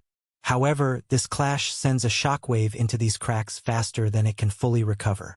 An enormous spiderweb of fractures pierces through the entire inner side of the dome. It does not break all the way through, but it's clear that there are now tension points all over it, not just in a single place. The two monsters in the center of the domain bounce off each other like they have collided with equal force. There is no injury in Ember's palms, and the daggers in Marcellus Imperial's hands only glow brighter. A wave of chaotic aura pulses out of the demon's horns once it absorbs its third dagger, and this is enough of a disturbance to block the white wave of fire that comes out of Ember's mouth. They each float in the air, now on opposite ends of the enormous tree trunk in the middle of the forest, and look at each other with disdain. Ember yells, "You haven't grown rusty, good for you. The Overseer has a loyal dog that keeps itself fit."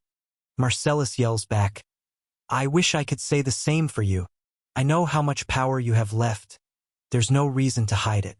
Even if you manage to change fate with a newly born anomaly from the lower realm, it is meaningless. I will kill you here again as many times as it takes. You will never touch the membrane again." They both blink forward, clashing in the center of the stump again. Two daggers against two clawed hands. Both swing their feet out to try and claw at the other, but they're met by perfect counters. Waves of chaotic energy clash with a serene wave of white flames filled with too many colors and energies for the unaided mind to comprehend. However, through the permeable barrier that surrounds us, I can see what is happening crystal clear. That does not mean I have the full understanding of how the energies clashing work, but I can see them, and with every passing moment, they are making more and more sense. Warm waves of understanding hit the outside of my soul. They are pure shock waves of advanced primordial aura being digested by the defense mechanism released by the Rising Emperor's interface. Instead of destroying the harmful energy, it absorbs it and integrates it into its own barrier to become stronger. There is a decent amount of runoff that floods into my mind as new comprehension. With my mind and soul link with Maria returned, we can both bounce these understandings off each other and progress even faster. I start to realize the barrier around us is kind of like the situation within the primordial trees. The trees are the remnants left behind by many ancient dryads, containing their wills. It is far more simple because they have a single function, and I can already comprehend their high-quality ether glyphs to follow the energy flows. With this barrier within the Rising Emperor's interface, I cannot sense any of the internal commands that were activated. I've peered into this strange place a few times, while deep in concentration activating my primordial-grade shadow step. However, the interface I'm using now is even more secure. I cannot see what commands or glyphs are running this system. I can only instinctually understand that one must be running. Whatever created it, their primordial aura is terrifying. It can nullify, neutralize, and dissect the auras in the outside atmosphere, while keeping the hosts completely isolated from the danger. Yet we receive all of the data and energy benefits.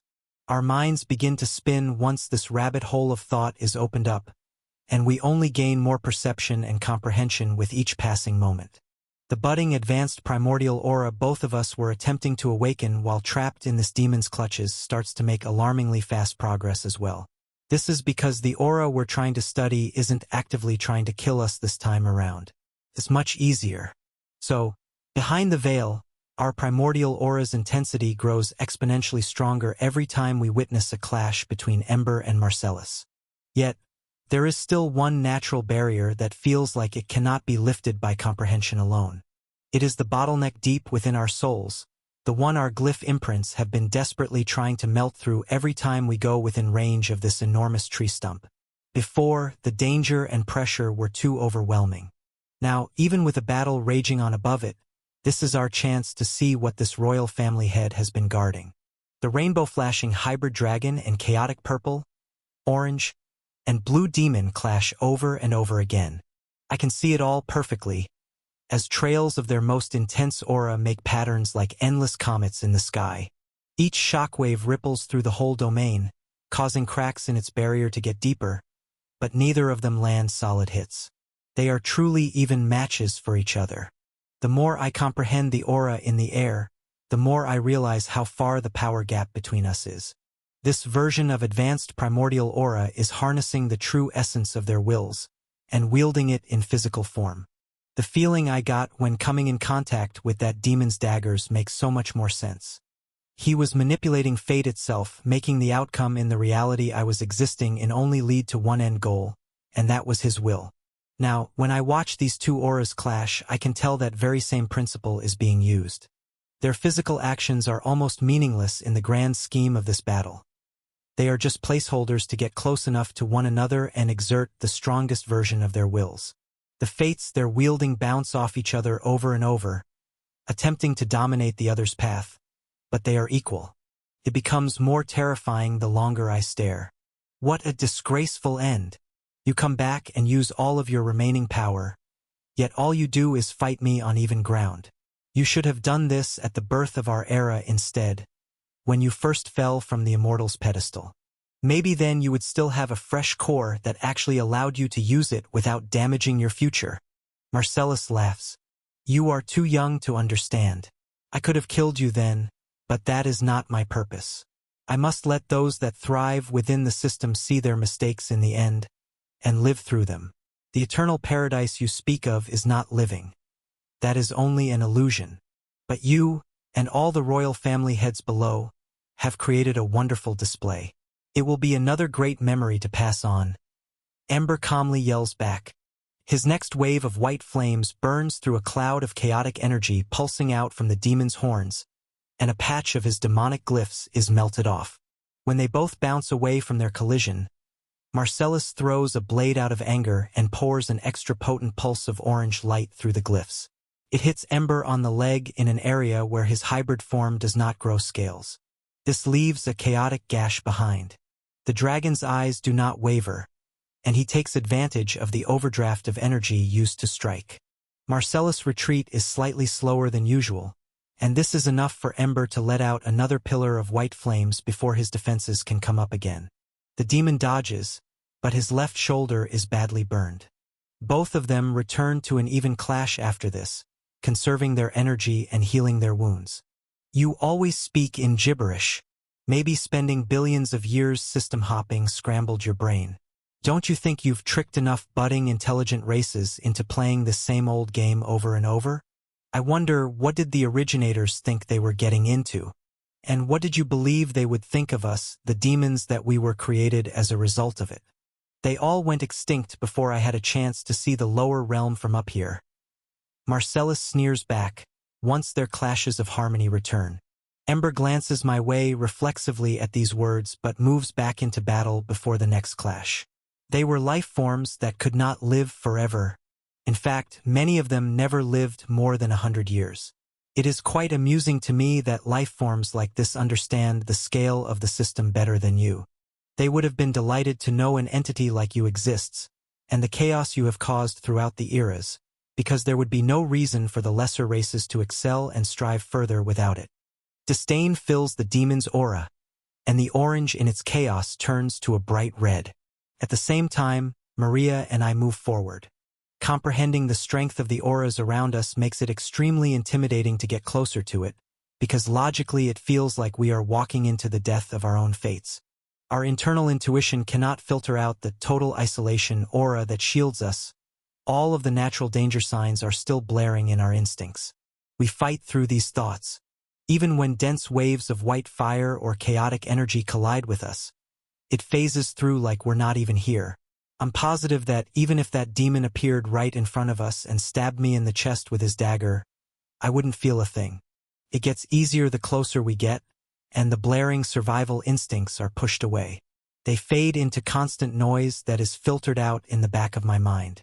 Instead, I focus on the warm feeling that finally returns in the depths of my soul. Many of the bright glyphs that disappeared before are floating back up to the surface to become visible again. Maria and I both make it to the tree line where the forest stops, then float higher up into the air to get to the edge of the tree stump. The glyphs are burning hot now, just like they were when we first were released from the demons hold this close to the tree. The closer we are to this tree, the hotter they glow. A solid seal begins to melt slowly, and right above us, Ember and Marcellus relentlessly clash. Reach the center. There is little time left. Echoes through my mind with Ember's voice, but it comes out for all to hear.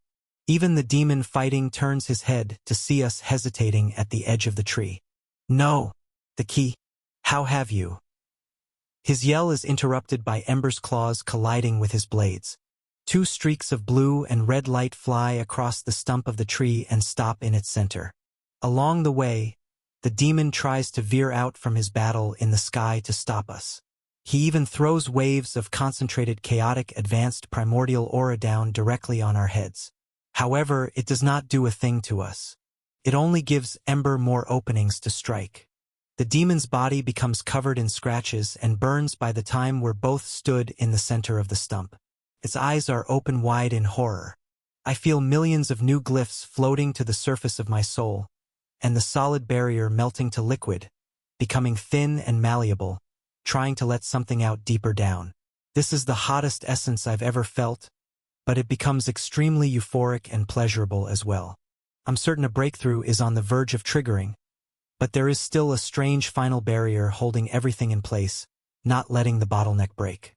As flashing lights of battle continue to burst overhead, I get the sinking suspicion the only thing holding us back is the one thing that is protecting us.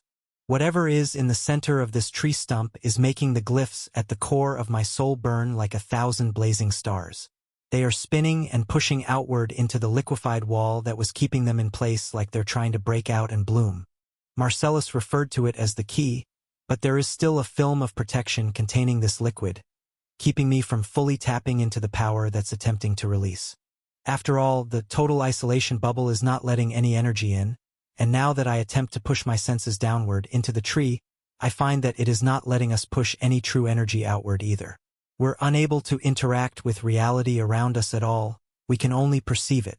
There is a warm, abstract energy that is being digested by the isolation barrier, but it is only made of a decompressed primordial aura in its raw and untainted form. It is mostly from the intense clashes up in the sky. None of the ether-based fluctuations below us can be transmitted. To completely break through, we're going to have to take down the barrier. Maria's voice echoes in my mind. I know, but we're not ready yet. I reply while continuously updating my comprehension of the battle above us. The second we take down this defense, we would be struck by hundreds of shockwaves of aura powerful enough to melt our minds and shatter our souls. The primordial aura we're capable of wielding now, compared to the clashes above, is a whole different realm of power. It is like a basic system user back on the human world relying on the system commands alone, trying to fend against a hunter with extremely refined mana control. We are hardly tapping into the potential of this energy source, using it like a shadow, when it can be compressed, refined, and wielded to bend the wills of other system users around us. There is no other way to do this. We need to fully comprehend this power. Ember came here to give us the opportunity. Let's take full advantage of it. I close my eyes and sit down in a comfortable position. Maria nods as she receives my thought process echoing through her mind and sits down right across from me. In between our legs sits the center of the tree, where billions of growth lines all converge on a single point. Our eyes close, and the only source of stimulation we receive is from the constant digestion of advanced primordial aura waves beating down on us. A mad roar comes from the sky. What did you give them? What is this artifact? Just moments ago they were as fragile as bugs. But now they can move freely in this environment. Why have you never used something like this before on your last bonds? You could have been invincible. This novel's true home is a different platform. Support the author by finding it there. Ember laughs back. You think this is my doing? You think any of this is my doing? Maybe this is why your primordial aura stopped progressing where it did.